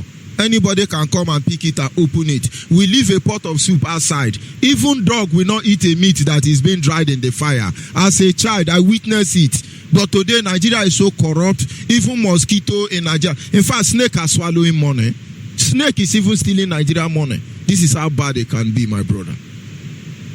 Yeah, I will just give time so that others can talk, but others can also talk. Thank you, Thank you very much. Keep you and keep every other Biafran. You make all, God will help us restore Biafra. Exactly. Thank you, sir. Yeah, I will take another call from the line. Caller on the line. Caller on the line. Hello. Yes, good evening from here. Your name and where are you calling from? I hope you are following this program. Thank you. I'm Evangelist Imelogu. Yes, I want you to react to the questions that we have asked. Calling from Ata. I'm very happy for what you people are doing, and I've been supporter of it in many ways. I even buying the articles or the papers. So the topic you people are talking this night is very, very good and important. And the Boko Haram you people are talking, really a lot of them is in the even Igbo land, which some people have not known or mentioned. There's a lot of our brothers who said that they are politicians, and so many of them who said that they are rich are causing problem, havoc, even in the village, causing other people, other brothers to run away from our village, from our community, from our town, going to outside. And that is why some of them don't want to come back, because of the attitude of what they are receiving from their so-called brothers and friends around. So they are one of the Boko Harams that are disturbing us. Yes. So we have to be careful and look into our villages and our towns and see what is happening. Our brothers are disturbing our people, our Igbos. You can count and see that many of the Igbos are outside. Almost even at the northern area, so many of them went there and took land and are farming there, and they don't want to come back. And when you are telling them to come back, they say no, they won't come back because they are enjoying there, eating, living peacefully. Nobody is disturbing them. But when they come back to their land, to the Biafra land, their brothers will be disturbing them to see that they take off their alone. And these people are not the Boko Harams we have here. They are one of the Boko Harams. So, therefore, the Boko Harams are in our backyard. They are in our rooms. They are in our family. They are in our town, every corner. So, not only the northern, actually, those Boko Harams we have here, even they are helping the northerners to know our hook and corner in the town, in the village, this area. So, we have to know that the Boko Harams are here already. So we have to be careful. And for that reason, they are one of the Boko Harams we are having. Thank you very much. God bless you. Bless Nande. Bless every one of you that are fighting for the Biafra. And I know that Chukwokeke, your contribution is perfect, because like I said at the initial stage at the beginning of this program, is that when the governor of Imo State is telling you that his government is working with Fulani herdsmen, you don't need anybody to tell you that the governor of Imo State, leagued in by Boko Haram justice system, is a Boko Haram. Like what our brother was just trying to say the last caller, some of our people has returned back from the den of thieves only to meet political Boko Haram chasing them. But of course, the system is designed. I think Adeyinka grandson, his last broadcast, he spoke in Yoruba. He said Igbos will never have peace in their home and abroad, anywhere they go to. He's there. You go and listen to Adeyinka useless son, his last broadcast. And those people are people who have been converted into Boko Haram. All of them are there. Go and ask Rojas Ukorocha. All of them are Boko Haram. Go and ask David Umaru. All of them. But of course, we must continue. Call and WhatsApp, you still have to hold on a little bit. I will decline it. I will allow them to kill all of you before we mount any counteroffensive. Let me tell you one thing that you don't understand. Some of you, you claim you went to school, but you didn't go to school. Because if you went to school, you will understand how Islam works. Islam is coming for you. They must come for you. It's a MUST, must. There is nothing anybody can do about it. Only you can defend yourselves. This headline here is a confirmation if you need one. I think Abubakar said it yesterday. Today is being confirmed that ISIS is coming. Not just Boko Haram, but the real bad people that are coming. They need access to the oil, and they will get it to secure their financial base for their continued expansion within the whole of sub-Saharan Africa. The zoo is seen as pivotal. And Biafra land is where the resources that they're looking for is lying in. They don't trust Buhari anymore. Buhari was their godfather, they no longer trust him. I mean, Boko Haram in this instance. Buhari, they thought, would give them Sharia immediately. Buhari saying, I don't belong to anybody. From that day, they intensified their bombing. Some of you cannot reason, you cannot see very well because you're blind. But at least you are lucky. You are listening to Radio Biafra. Very, very lucky indeed. I'm telling you the truth. Or else, in your blindness. It is that darkness we've come to shed light on, that you can see properly. If they enter the zoo, I will not command this army. And I need guns and I have the men.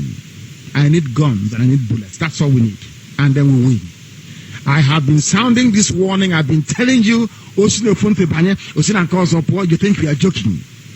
They are coming. Your mothers will be raped.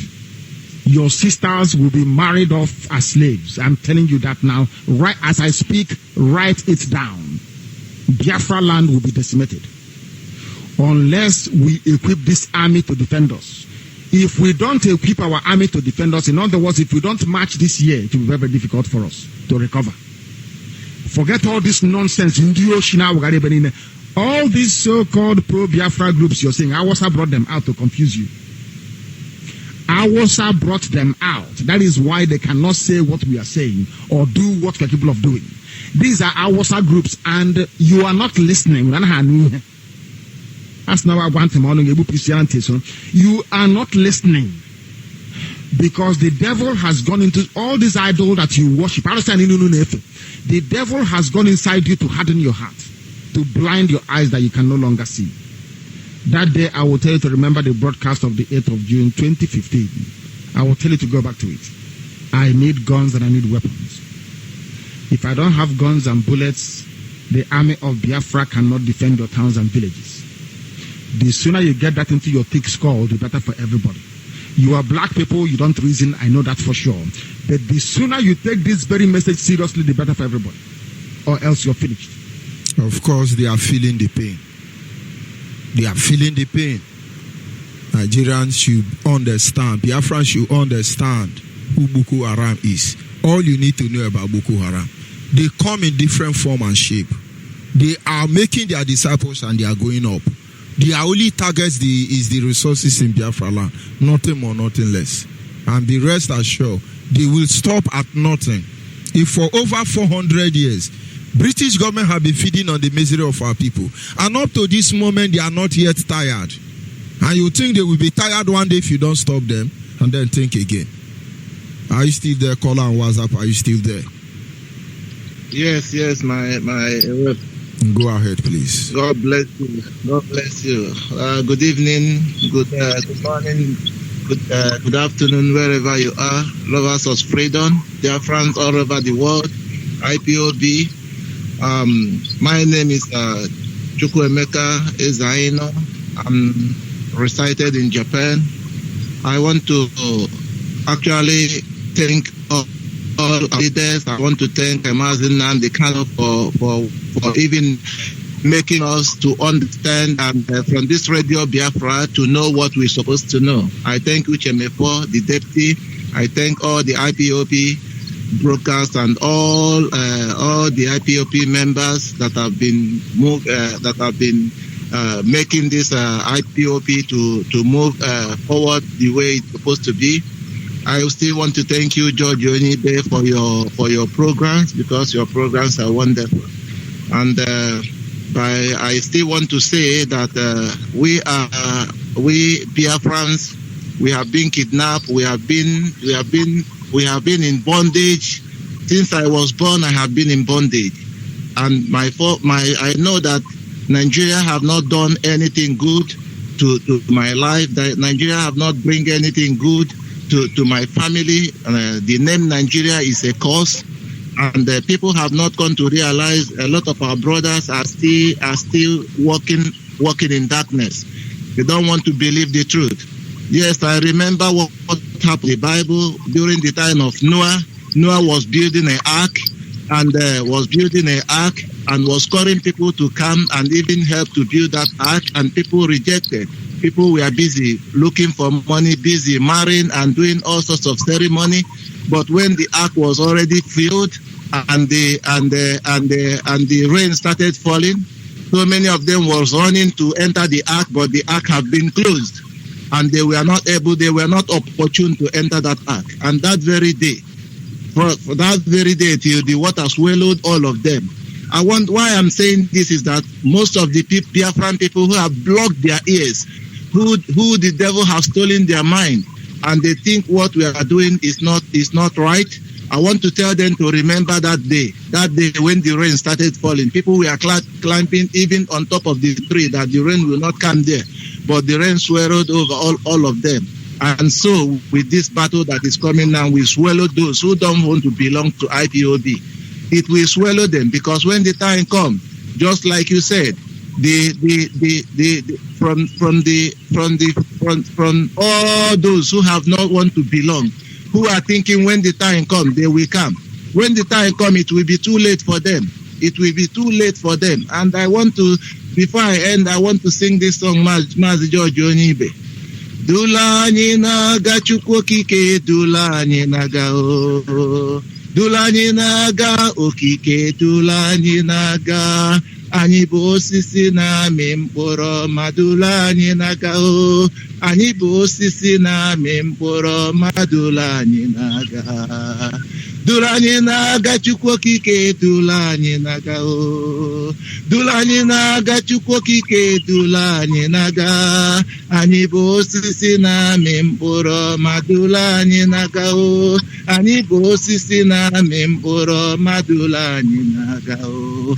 Ome mma chere mma na ome njọ chere njọ n'iru o. Ome mma chere mma na ome njọ chere njọ n'iru o. Anyị bụ osisi na-amị mkpụrụ ma dula anyị na-aga. Anyị bụ osisi na-amị mkpụrụ ma dula anyị na-aga o.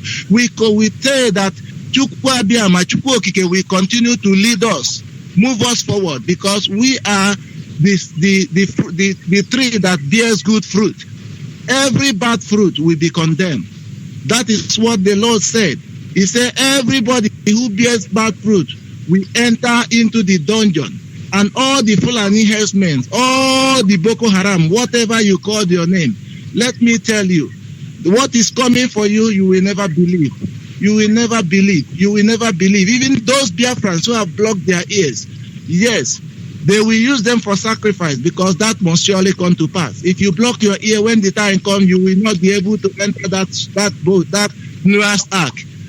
Our leader is like Noah. He's calling upon you people now. You block your ear. You don't want to follow because you are still making money. You are still making money out of your own money. Making money out of your own money. People dashing you $1,000 or $1 million out of your $1 trillion that they are stealing from you, and you don't want to wake up.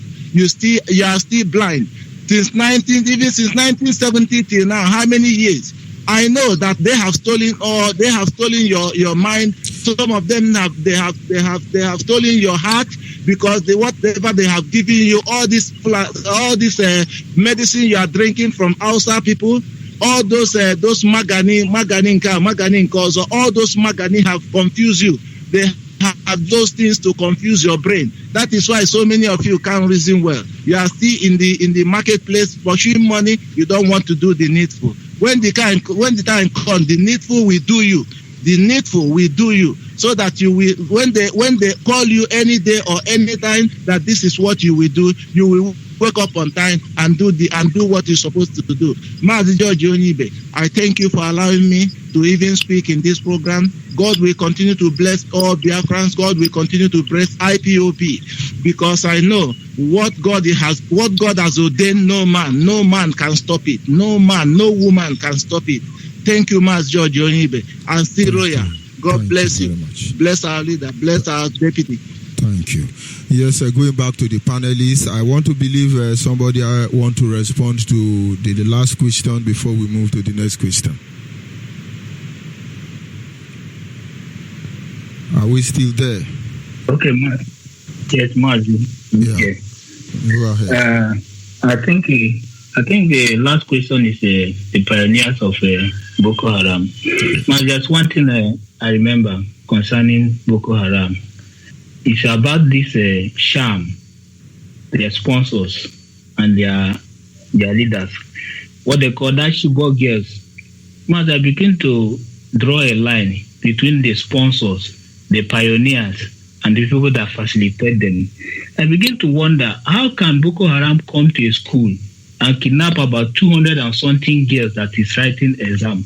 How is it possible? How do they move them? How do they load them in the truck? And the military are there watching them. How do that happen? Is it possible in a country? So that will show you the sponsors, the collaborators, and the pioneers. That will show you they work hand in hand. Another one is the Dapchi girl. The Dapchi girls. We hear that the Boko Haram returned those Dapchi girls in the city. They drive them. Hundreds of them enter the city, drop the Dapchi girl, collect their ransom, and drove back.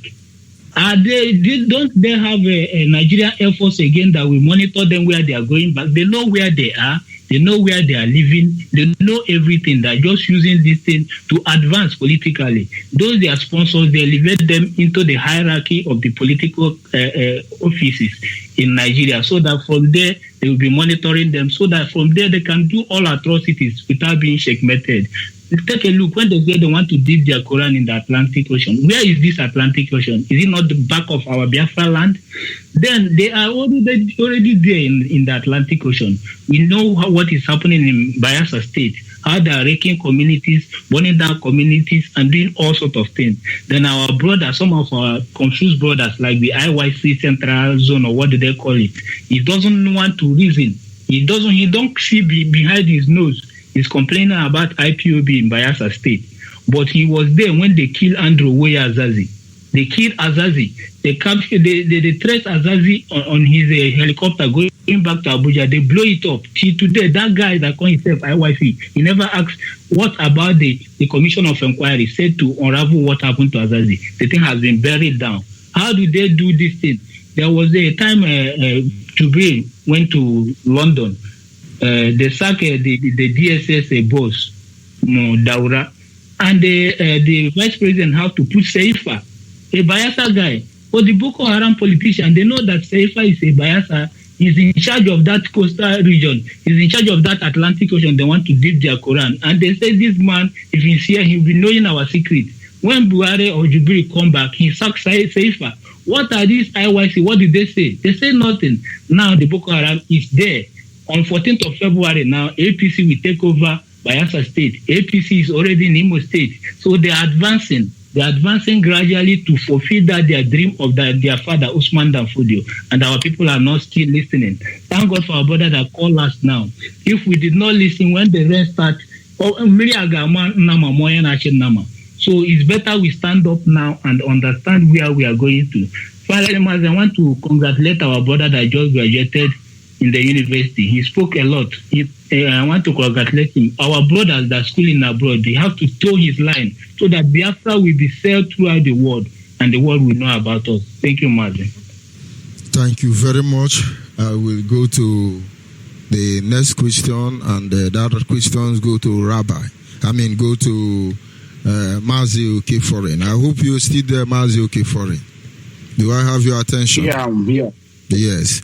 And the question goes this way. What must the people of Biafra do regarding the issue of Boko Haram?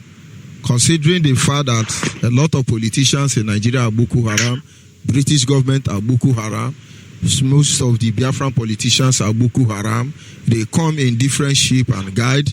Their only target is to conquer, dominate, and steal under the radar unnoticed. What is your advice for Biafran people regarding this issue of Boko Haram? Go ahead, please. Yeah, Mazi, thank you, my brother, for this question. Mazi, we have a lot to do. The first of all, we Biafrans must understand that Boko Haram is an Islamist fundamentalist movement and ideologies from the north. It is the aims and objectives of total Islamization of the rest of us. Hence, conquering the remnant of those Biafrans and other ethnic minorities who doesn't share in their Islamic ideologies. However, we Biafrans must have it on the back of our minds that all the northern political classes to a large extent are all Boko Haram sympathizers with no exceptions at all. And I make bold to say this. Going by all their antecedents. Also, we have to remember that Boko Haram was instrumental to what brought the current Zoo government to power, and it is most unlikely this time. This is most unlikely for this time regime to fight or what brought them to power. Hello, Mazi, are you there? Yeah, go ahead. The world is listening. Okay, sorry. Okay, I said I may both to say all the antecedents. Also, I have to remember that Boko Haram was instrumental to what brought the current Zoo government to power, and it is most likely for the same regime to brought to power to fight what brought it to power. Neither would they expect them to destroy the same monster they created. And the insurgents that lasts up to 24 hours, the government of the day knows about it. That's the famous word of late General Sani Abacha. Also, the onslaught against the Boko Haram is an onslaught against the North settlement by late General Muhammad Buhari. I hope this would ring a bell in the hearts of those who value the truth. So therefore, what the Biafrans must do in essence is to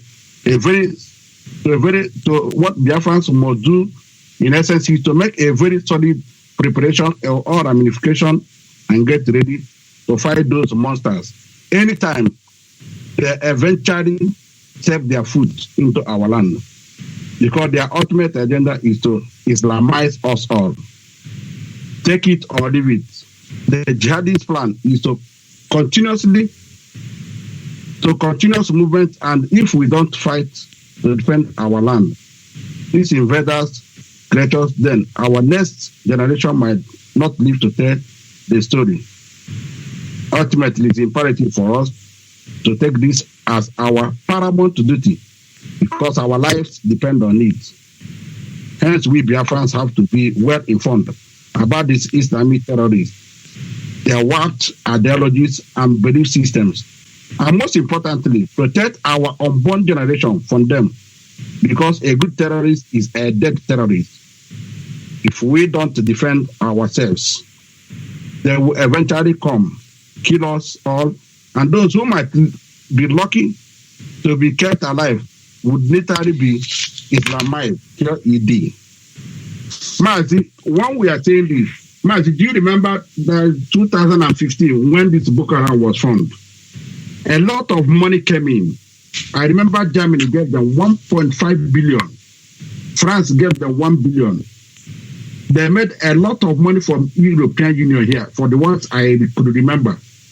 And all those money, where we are there. And when we say that at the government of the day, the Zoo government, all the Prasata, they are part and parcel of Boko Haram. All of them.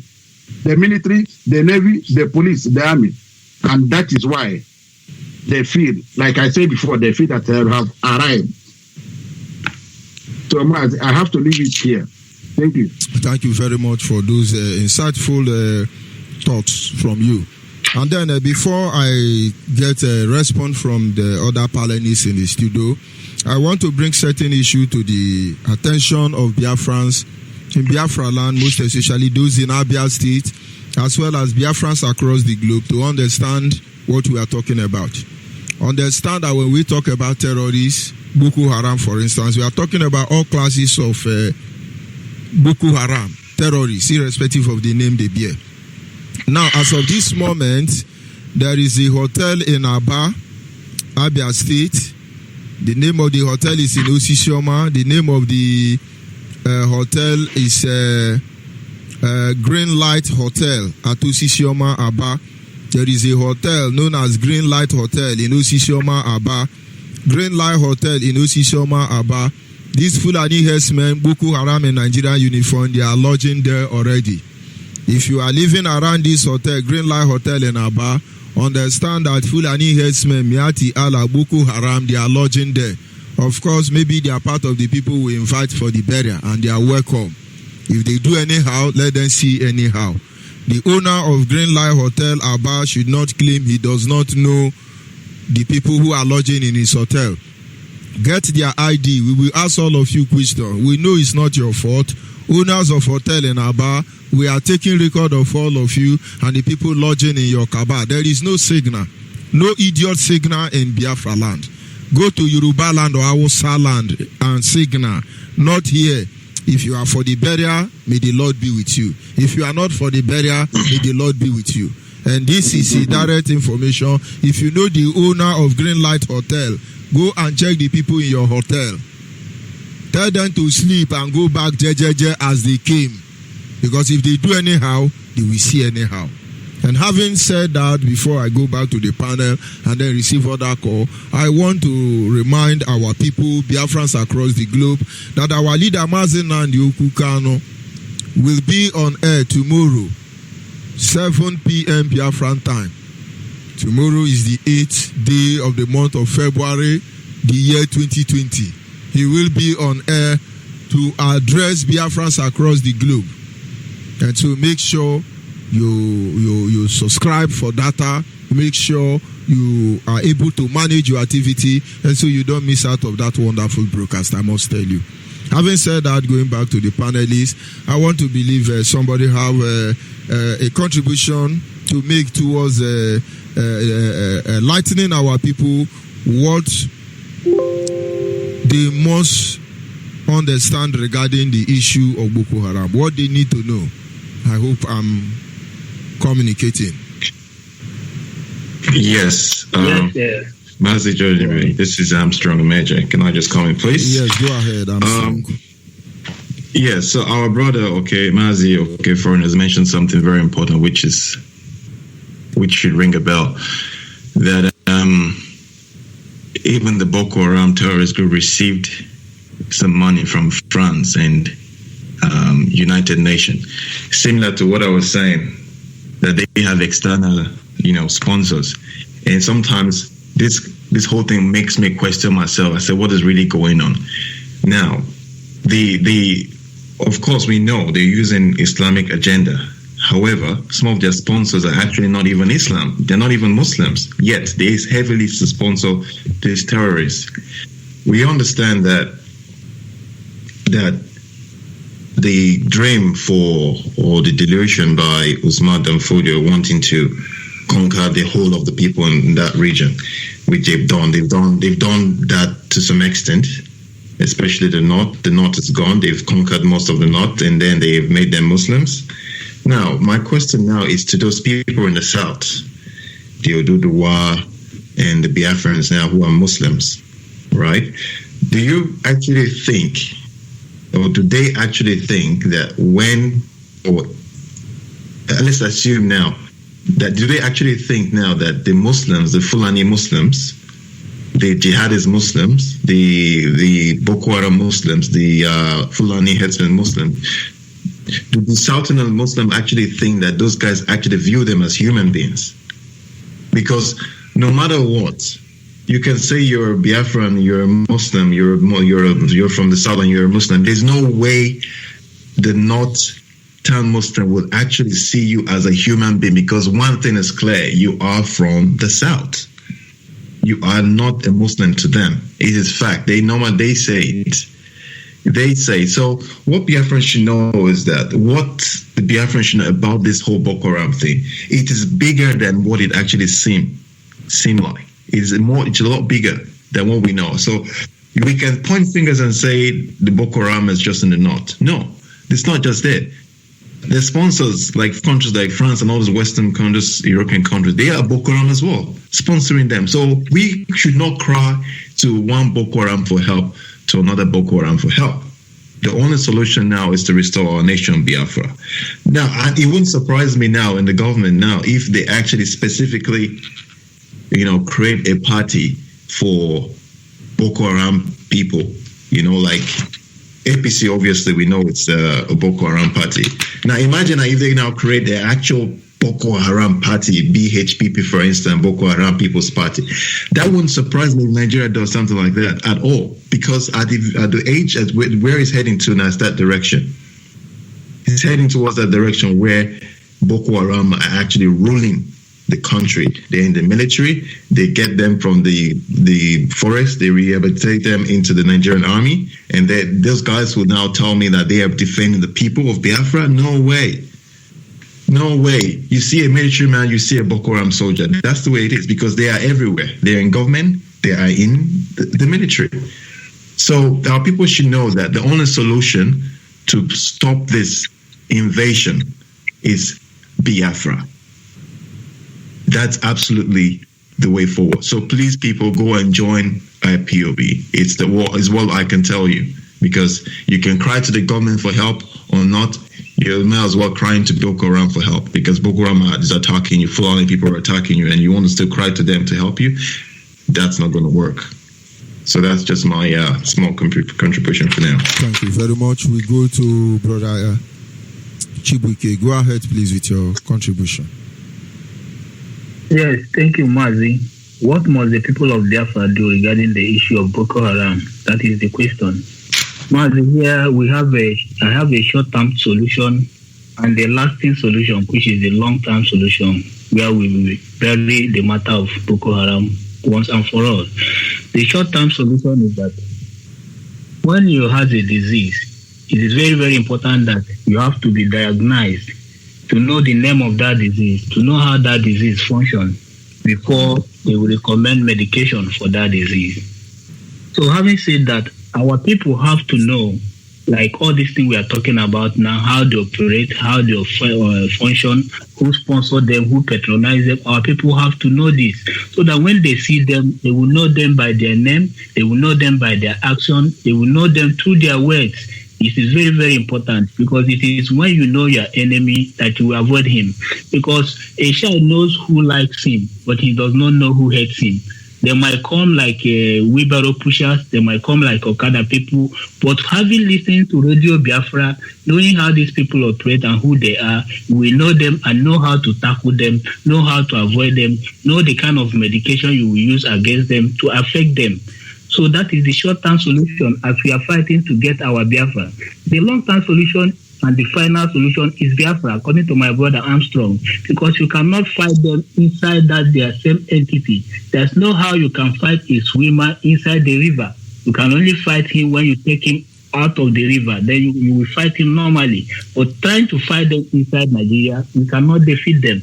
The best thing is to get our land, secure our borders. You know what is happening here in Israel? Since the Israel get their land and secure their border, they take the fight to their enemies. They take their fight to the villages, to the borders of their enemy. When we get Biafra, we will mount counter-offensive in our borders, in Enugu and in the other parts of Biafra land where we have a neighborhood with them. Then from there, we push them back. We will conquer them. But trying to fight them inside this one Nigeria, it cannot happen because they have conquered Nigeria already. I remember one good luck said that Boko Haram is in his government. The man cried out because they have taken over all the government. Now the whole place has been conquered by them. It is only left for us to look at this final solution, which is getting Biafra, and listening to Radio Biafra, taking advices from our leader, Mazi Nandekalo. That is the only way out. Apart from it, we are all inside this mess. Thank you, Mazi. I will go to the caller on the line. Caller on WhatsApp, are you still there? Yes, I'm here, Mazi George Onyeibe. Yes, go ahead, please. Yes, thank you, my beloved brother. Good evening to you, and good evening to Biafrans all over the world. My name is Akparo Etorefia. Akparo Etorefia is from Afahansai. Afahansai is in Ipionibo, and Ipionibo is in Akwa Ibom province.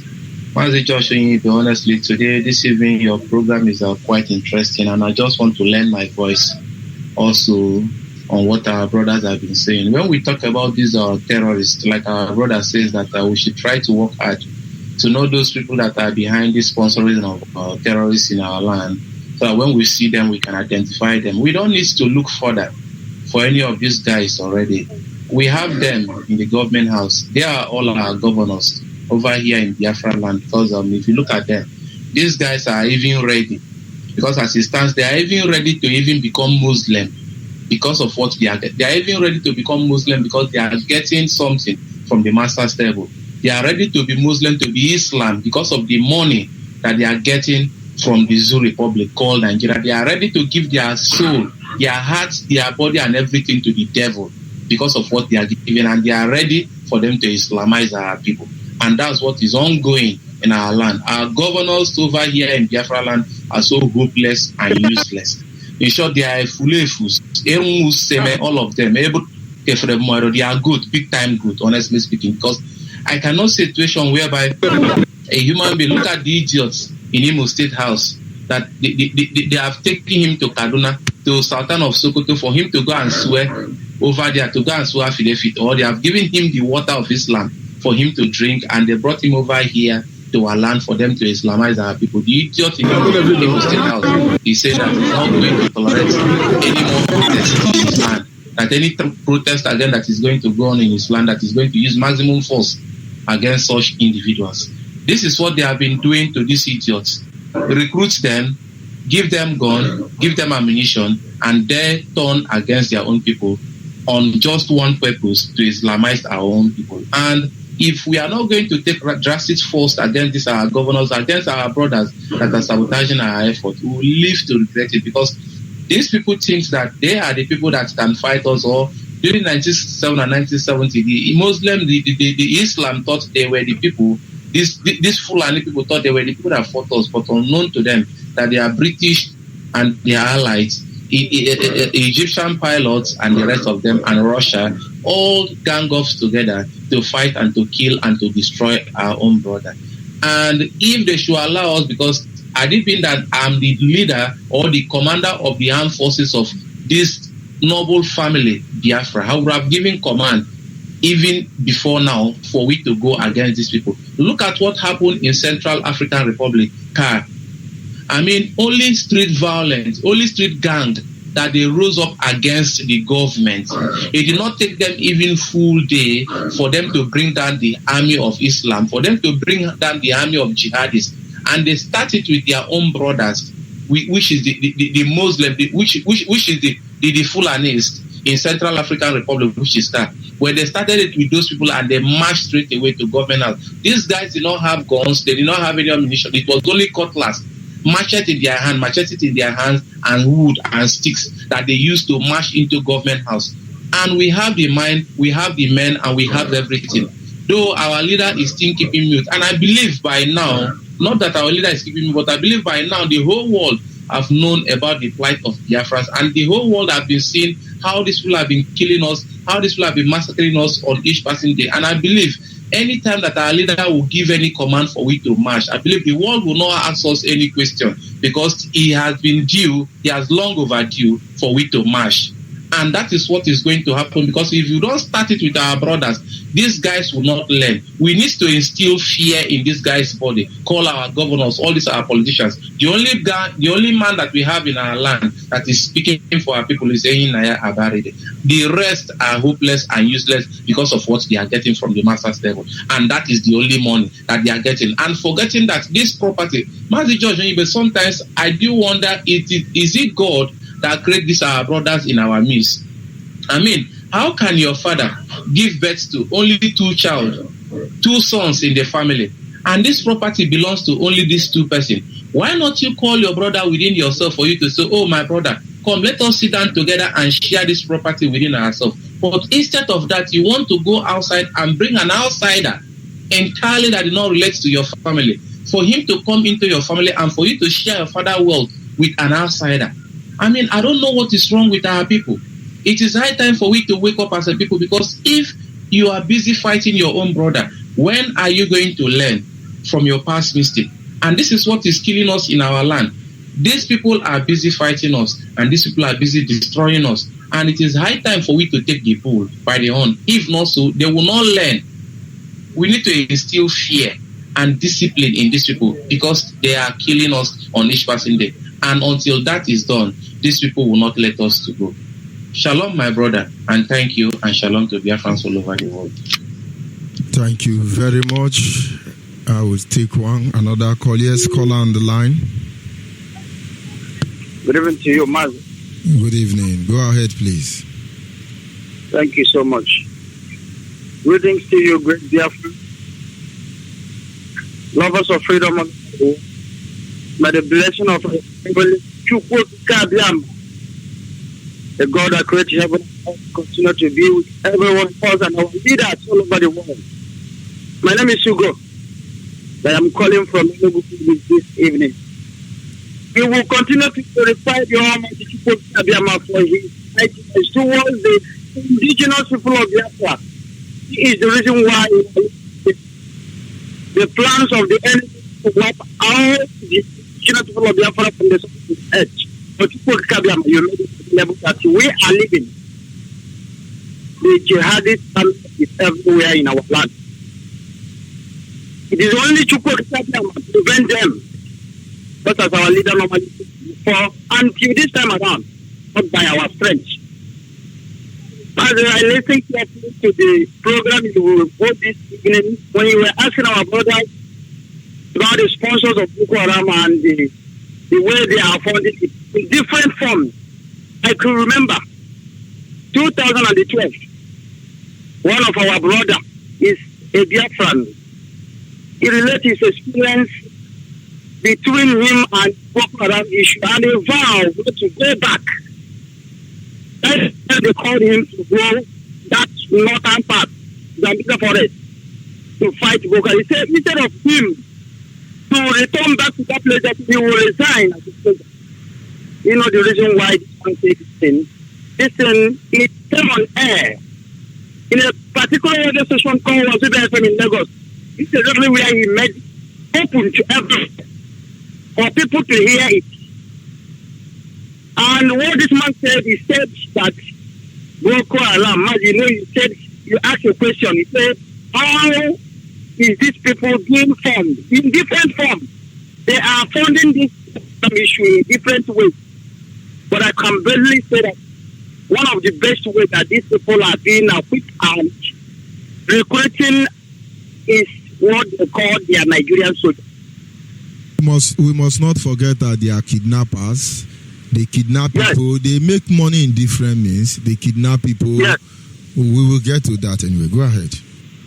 Yes, Mazi.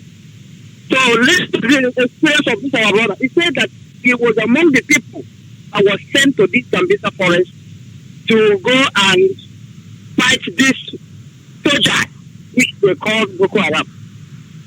Not knowing that the commander that took them that place is among these people.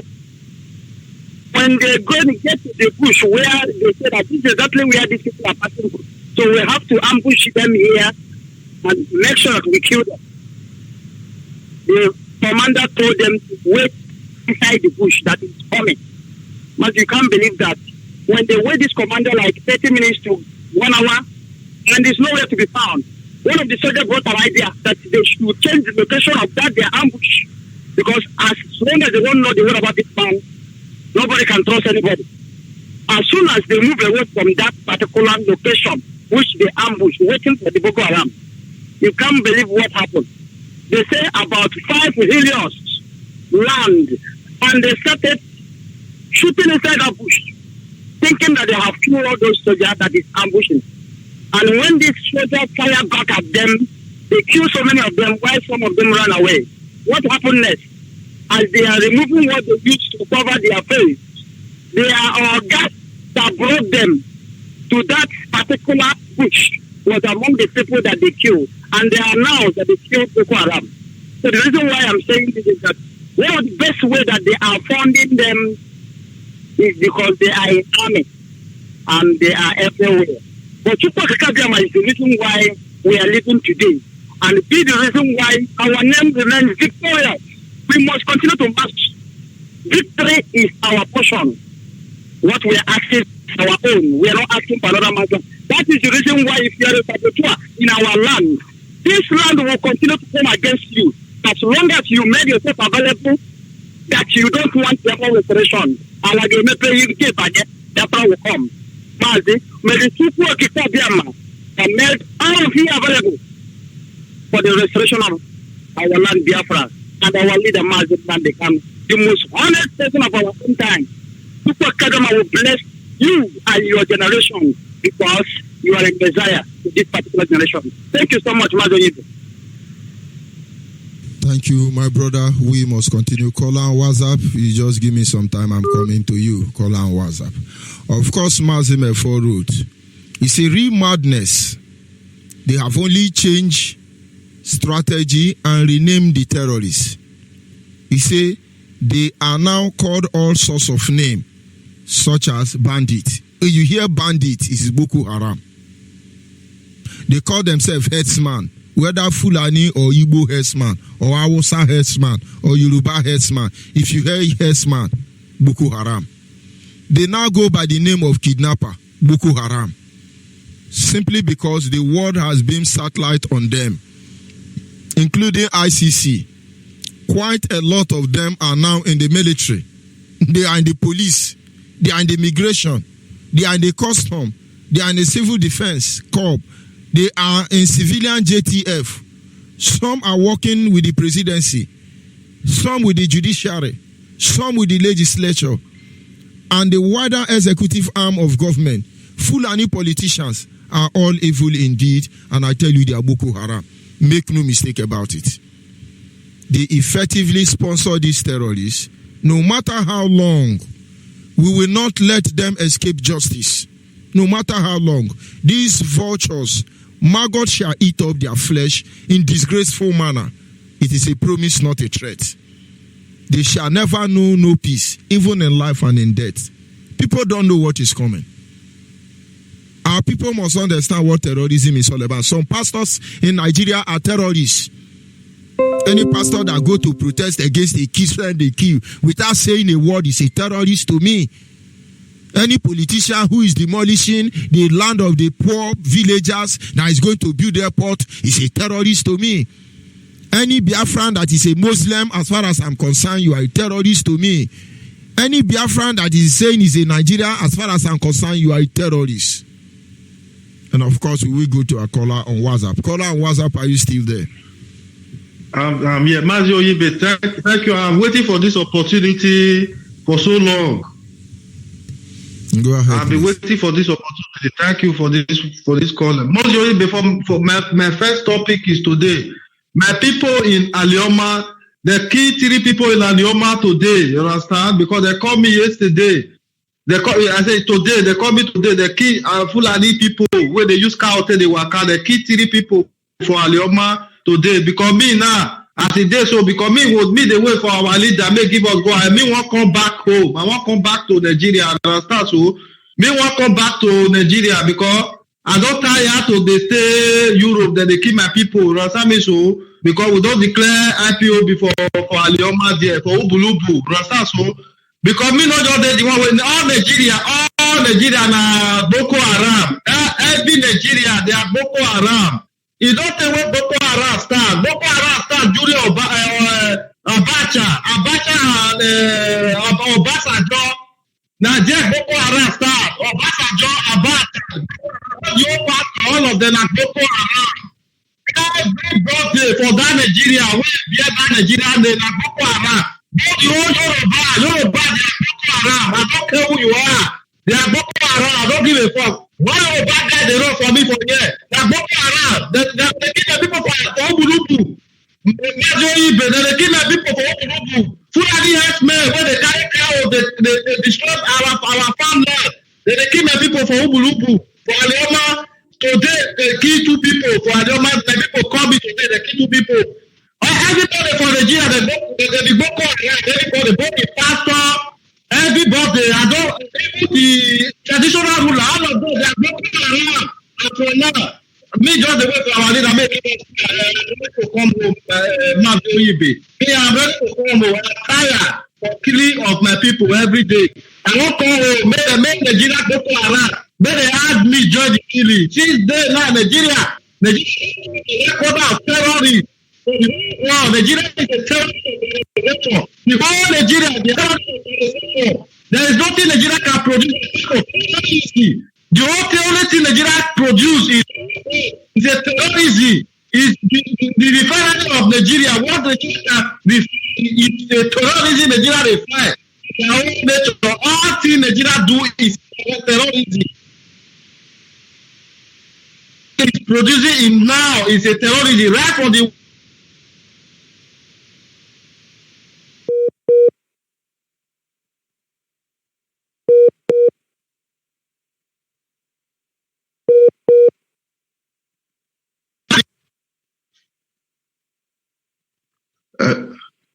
hello, Mazi Onyeibe. Hello. Yes. Go ahead. Hello. Go ahead. Abacha will carry helicopter pass Alioma. We dey use stone Abacha. Who is Abacha? Abacha will pass Ubulubu. They go go. We dey use stone this thing. Nah. Buhari don't call now. They kill my people for Alioma. They are Boko Haram. They kill my people for Alioma. Me not just the one with Nigeria. I don't know Nigeria. I don't know how Nigeria take call. The way we just be now. Me just the way for go ahead. Me won't come back home. Now, 2 heads they get now. I will come back to my country, to my Biafra now. I will go there. If you ask me now.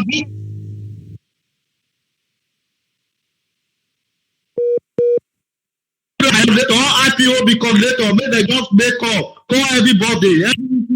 very heavy issues come outside. Mazi Onyeibe, I have to leave this world. There is one coordinator for Spain.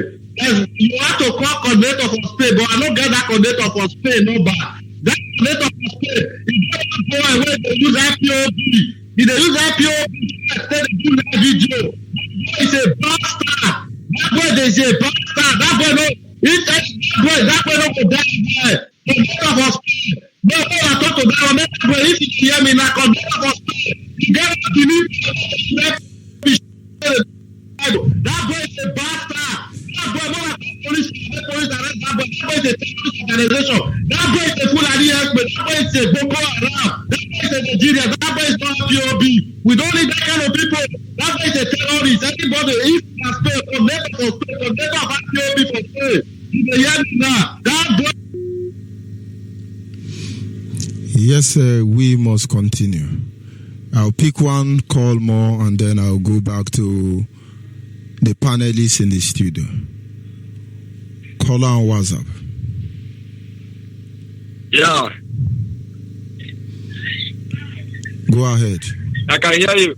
Go ahead. Okay, I can hear you. But before you go ahead, God bless you. Hold on. Before you go ahead, if you send me that kind of text message again, you will not like the response I will give to you. Did you understand what I mean? Anger. If you try it next time, I will show you my own type of anger. But I know you are a disciplined person, but it's something I did not expect from you. Go ahead, please. Go ahead. Yeah, good evening. My name is Christopher from Angola. I'm happy. This topic is my topic. That is why I'm angry. And then Mazi Onyeibe. I have lived with the Hausa people more than 12 years. The whole Muslim of the North are terrorists. Buhari are terrorists. The whole Muslim, I said the whole Muslim, both the small and the big, are terrorists. Have you ever asked the Christians or asked Nigeria, what do they have? Why not ask the Muslim, the Boko Haram, or the Fulani, or whatever name they give to them? Why are they killing people in Nigeria? Is it because they are killing people to take their land? Or is it because they are killing people that they don't like people they are living with? No, it is because the Muslims, they don't preach with their Quran. They only preach with what is in the Quran. What is that? They preach with the money. They preach with the killing. They preach with the marriage. These three things in the Quran, they used to preach to people. They don't preach with the Quran. Have you ever seen any Muslim preaching with people with the Quran to repent or to turn to Islam? They never. What they do is this. Where they have low population, they will go into marriage. They will marry their women to produce their terrorist men. They will not allow your men to marry their women. That is the one type of their preaching they have in their Quran. Second is this. They will preach with their money. They will offer you money for you to turn and become Islam. In a way, if you accept their money, they will capture you first. When they capture you, they will use you and kill your people. After, they will kill you. Third, any place in the world, go and look the whole place in the whole world where they have 30 or 25% Muslim in the whole world. There is war.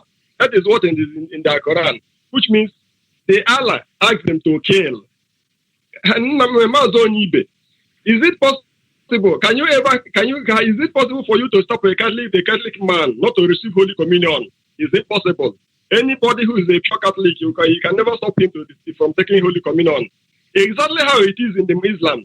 It is impossible for you to stop any Islam who is a dedicated Islam not to kill, because Allah asked them to kill. Anybody that did not kill will not go to heaven. It is in the Quran. Quran chapter 47, verse 3 and 4. It is a must that a Muslim shall kill anybody before you go to Al-Jannah. I don't believe it is heaven. So Mazi Onyeibe, this topic is my topic. The whole Muslim in the whole and Nigeria, all of them are terrorists, from the smallest to the biggest. Go and check what I'm telling you now. They preach with the three things: marriage, money, and a weapon. And any Muslim who is not support it, will not go to heaven. It will not go to the Al-Jannah, because I don't believe it is heaven they are going. That is why I'm angry. Mazi Onyeibe. Not that because I want to send any message. Thank you, my leader. God bless IPOB. God bless you. Thank you very much for your contribution. We must continue. I will be going to the panelists in the studio for their closing remark. We still there. I will start with Mazi Okeforin. Your closing remark, please. Yeah, Mazi, good evening. My hardcore Biafran, fanatical Biafran, radical Biafrans. Thank you for giving us your audience today. We appreciate you. And mostly, we appreciate our beloved brothers in Biafra and doing the needful. And I hope what you all of you heard, the announcement made by Mazi Onyeibe about the commanders of Boko Haram troops lodging in a hotel in Osisioma in Aba. Please be informed. Information is power. Stay clear, stay informed. Very, very important. And the highest place you can stay is on Radio Biafra. Getting every information that is being released to you and doing the needful. As for the burial of our monarchs, they shall be buried without any harm. I urge you, don't entertain fear, remove fear. Of course, we are as fearless as anything before our enemies. Our leader taught us that. We are not afraid of them, but we are not ignorant of the diversities of the evil ones. But we have to be properly informed. Obedient, they say, is better than sacrifice. Continue doing the needful, continue listening, continue obeying. And may Chukwu come and keep all of you. We shall meet again sometime next week to discuss issues affecting us. As you do that, may Chukwu come and keep all of you, and all of us shall see Biafra. I sign out from here. Okay, foreign, see you from Wasapoland. Good night from here. Thank you very much. Yes, we go to Mazi Onyeibe. Yes, this is Mazi Armstrong Onyeibe. Thank you very much, brother, for giving us this opportunity. To those Nigerians who believe in one Nigeria, or those Nigerians, if you're in Nigeria, basically you means you believe in Nigeria. I want them to think about this. What has Nigeria done for you as a person? What have you benefited? Right from your ancestors all the way from 1914 to present day. You know, the government, if there's a problem in that country, you call on government. The Nigerian government will not do anything for you. Please realize that. Okay? And then, Nigerian government, let me say the Amotekun has, like Mazi Onyeibe, as you said a few days ago, that Amotekun has let Benin people realize that they are not Yoruba people. That's the thing that Benin people should actually pick up, that look, they need to realize who they are. They need to wake up to their true identity. Okay? And I want to finish by saying the melting ice and the rising sun. Nigeria is a melting block of ice. You take a block of ice, you put it outside the hot sun on the table, it will slowly melt. No matter how large the block of ice is, it will slowly melt, and it will melt, eventually disappears. Now, the rising sun will always rise and shine really hot and melt that ice. No matter how huge the ice is, the sun will melt the ice. The melting ice, the melted block of ice, is Nigeria. The rising sun is Biafra. So now, my people, choose your nation. Which is your nation? The melting ice or the rising sun of Biafra? My name is Armstrong Onyeibe. I'm from Ekboma. We here in Ekboma. They call us Ishan or Esa. But there's a lot more to our true identity. There's a lot more to our name. Edo people, you guys please realize who you are. You are not Edo, you are not Benin, you are not Ishan, you are not all those names they call you. Please, Biafra is the way forward. Choose the rising sun and not the melting ice. Thank you very much. Yes, so we go on to Mazi Chibuike, please. Yes, thank you very much, Mazi Onyeibe. On my parting shot, I want to remind all Biafrans that this name we are talking about this night, Boko Haram, it does not start when some people say it started in 2009, it started in 2015. It does not start that time. Boko Haram started in the late 18th centuries by Usman Dan Fodio. He handed it over to Ahmadu Bello. For Ahmadu Bello, they handed it over to IBB. It was IBB that registered Nigeria to the OIC. For now, then till now, they handed it over to Buhari. See, this jubilee we are talking about today. So it's a long thing. They have something they call conveyor belt. They keep on coming. They never finish. So our people should be aware of all this. Having said that, I want to encourage our people in Biafra land that they should not lose hope. They should stand firm with our leader. They should stand firm. They should go about their normal thing they used to go about. They should go and attend the burial ceremony of our late father and give them the needful. So at the end, Biafra will come. Our leader is doing all possible means to bring that our nation to fulfillment. So having said that, I want to thank all Biafrans that listen. We'll be back in the same station next week Friday, hopefully. My name is Obi Mane Chijike. Thank you very much, Biafrans. Thank you, my brothers. I want to appreciate all of you, Mazi, Armstrong Omeje, Mazi Chibuike, Mazi Okeforeign, for joining me on the studio this evening. I say, may Chukwu Kikabema continue to strengthen all of you. Of course, our destination is Biafra, and we shall see in that land of the rising sun. Thank you very much. Biafrans appreciate you. And having said so, I want to say special thanks to those who were able to call in, making their own contribution. Sincere apology to those I cannot take their call at this moment. But I will not round up without first of all making the following announcement clear to all of us. One among the list is that the Boko Haram we are talking about, they came from different areas, most especially from Signal Barracks in Lagos, among others in Abuja. They are here in Biafra land, not because there is any problem in Biafra land, because they believe in intimidating and harassing us. They see us as a conquered people. They want to kill us, and then they can take our land because they need our land. They don't need us. And so they deploy different strategy to depopulate us directly or indirectly. Actually, their heinous crime against the people of Biafra led to the death of the king and the queen of Afari Beku as a result of them being traumatized, and they will be buried or laid to rest, as depending on the grammar you want to use, on the 14th of the month of February 2016. And the Nigerian government, as you know, always look for the slightest opportunity to kill Biafrans.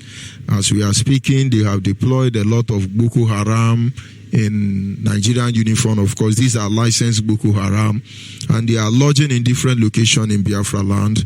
We will uncover them, and at the moment you get this information, you share it to another person. The owner of this hotel must give us who these people are, and these people will not leave if they mess up. And now, as you're talking, some of them have just arrived in a hotel known as Green Light Hotel in Osisioma. Green Light Hotel in Osisioma. The owner of Green Light Hotel in Osisioma must make sure that the Boko Haram lodging in his hotel are properly guided. If they do anyhow, they see anyhow. Of course, Yorubas are invited to this funeral. Hausa, Fulani, everybody is invited. There is no discrimination to that. And so anybody who thinks it's another place to commit mayhem or crime, be rest assured we will reciprocate. Make no mistake about that. And on that note, I must tell you, Biafrans, 14th of February, we make a send-off party, celebration of life for the Queen and the King, the Kanos family. We will be there to show them support, show them love, standing in solidarity with them, as always, even unto the end of time.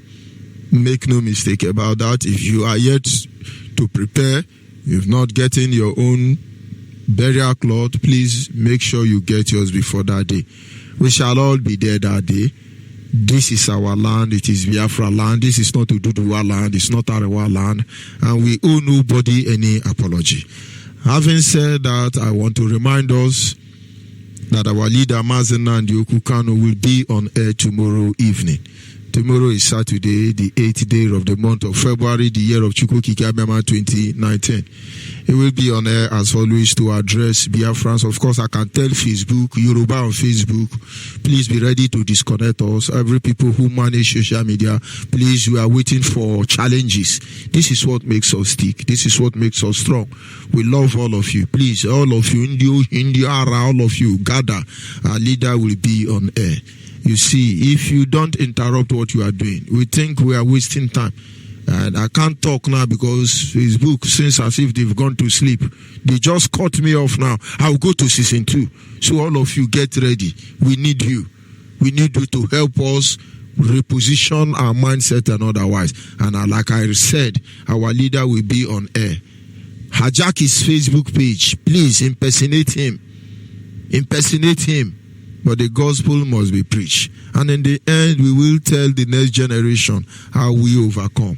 We cannot be more grateful to our fathers who fought even when the world turned their back against them.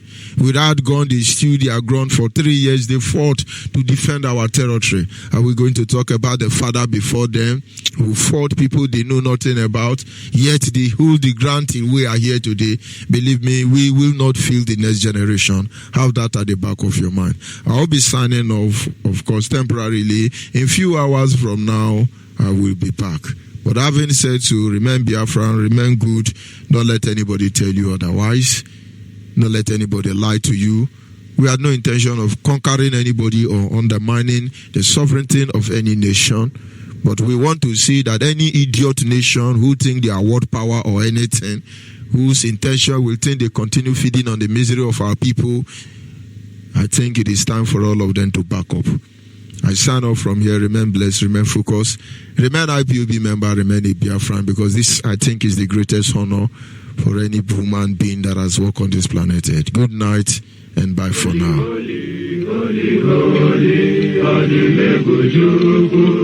Another Savior.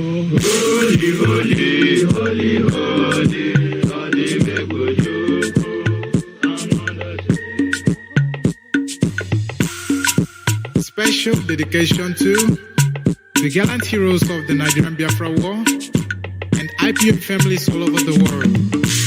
I remember the Nigerian Biafra War, in the thickness of the Biafra genocide. Hey, one man revived the vanishing hope to life. Let the great Biafra army to fight.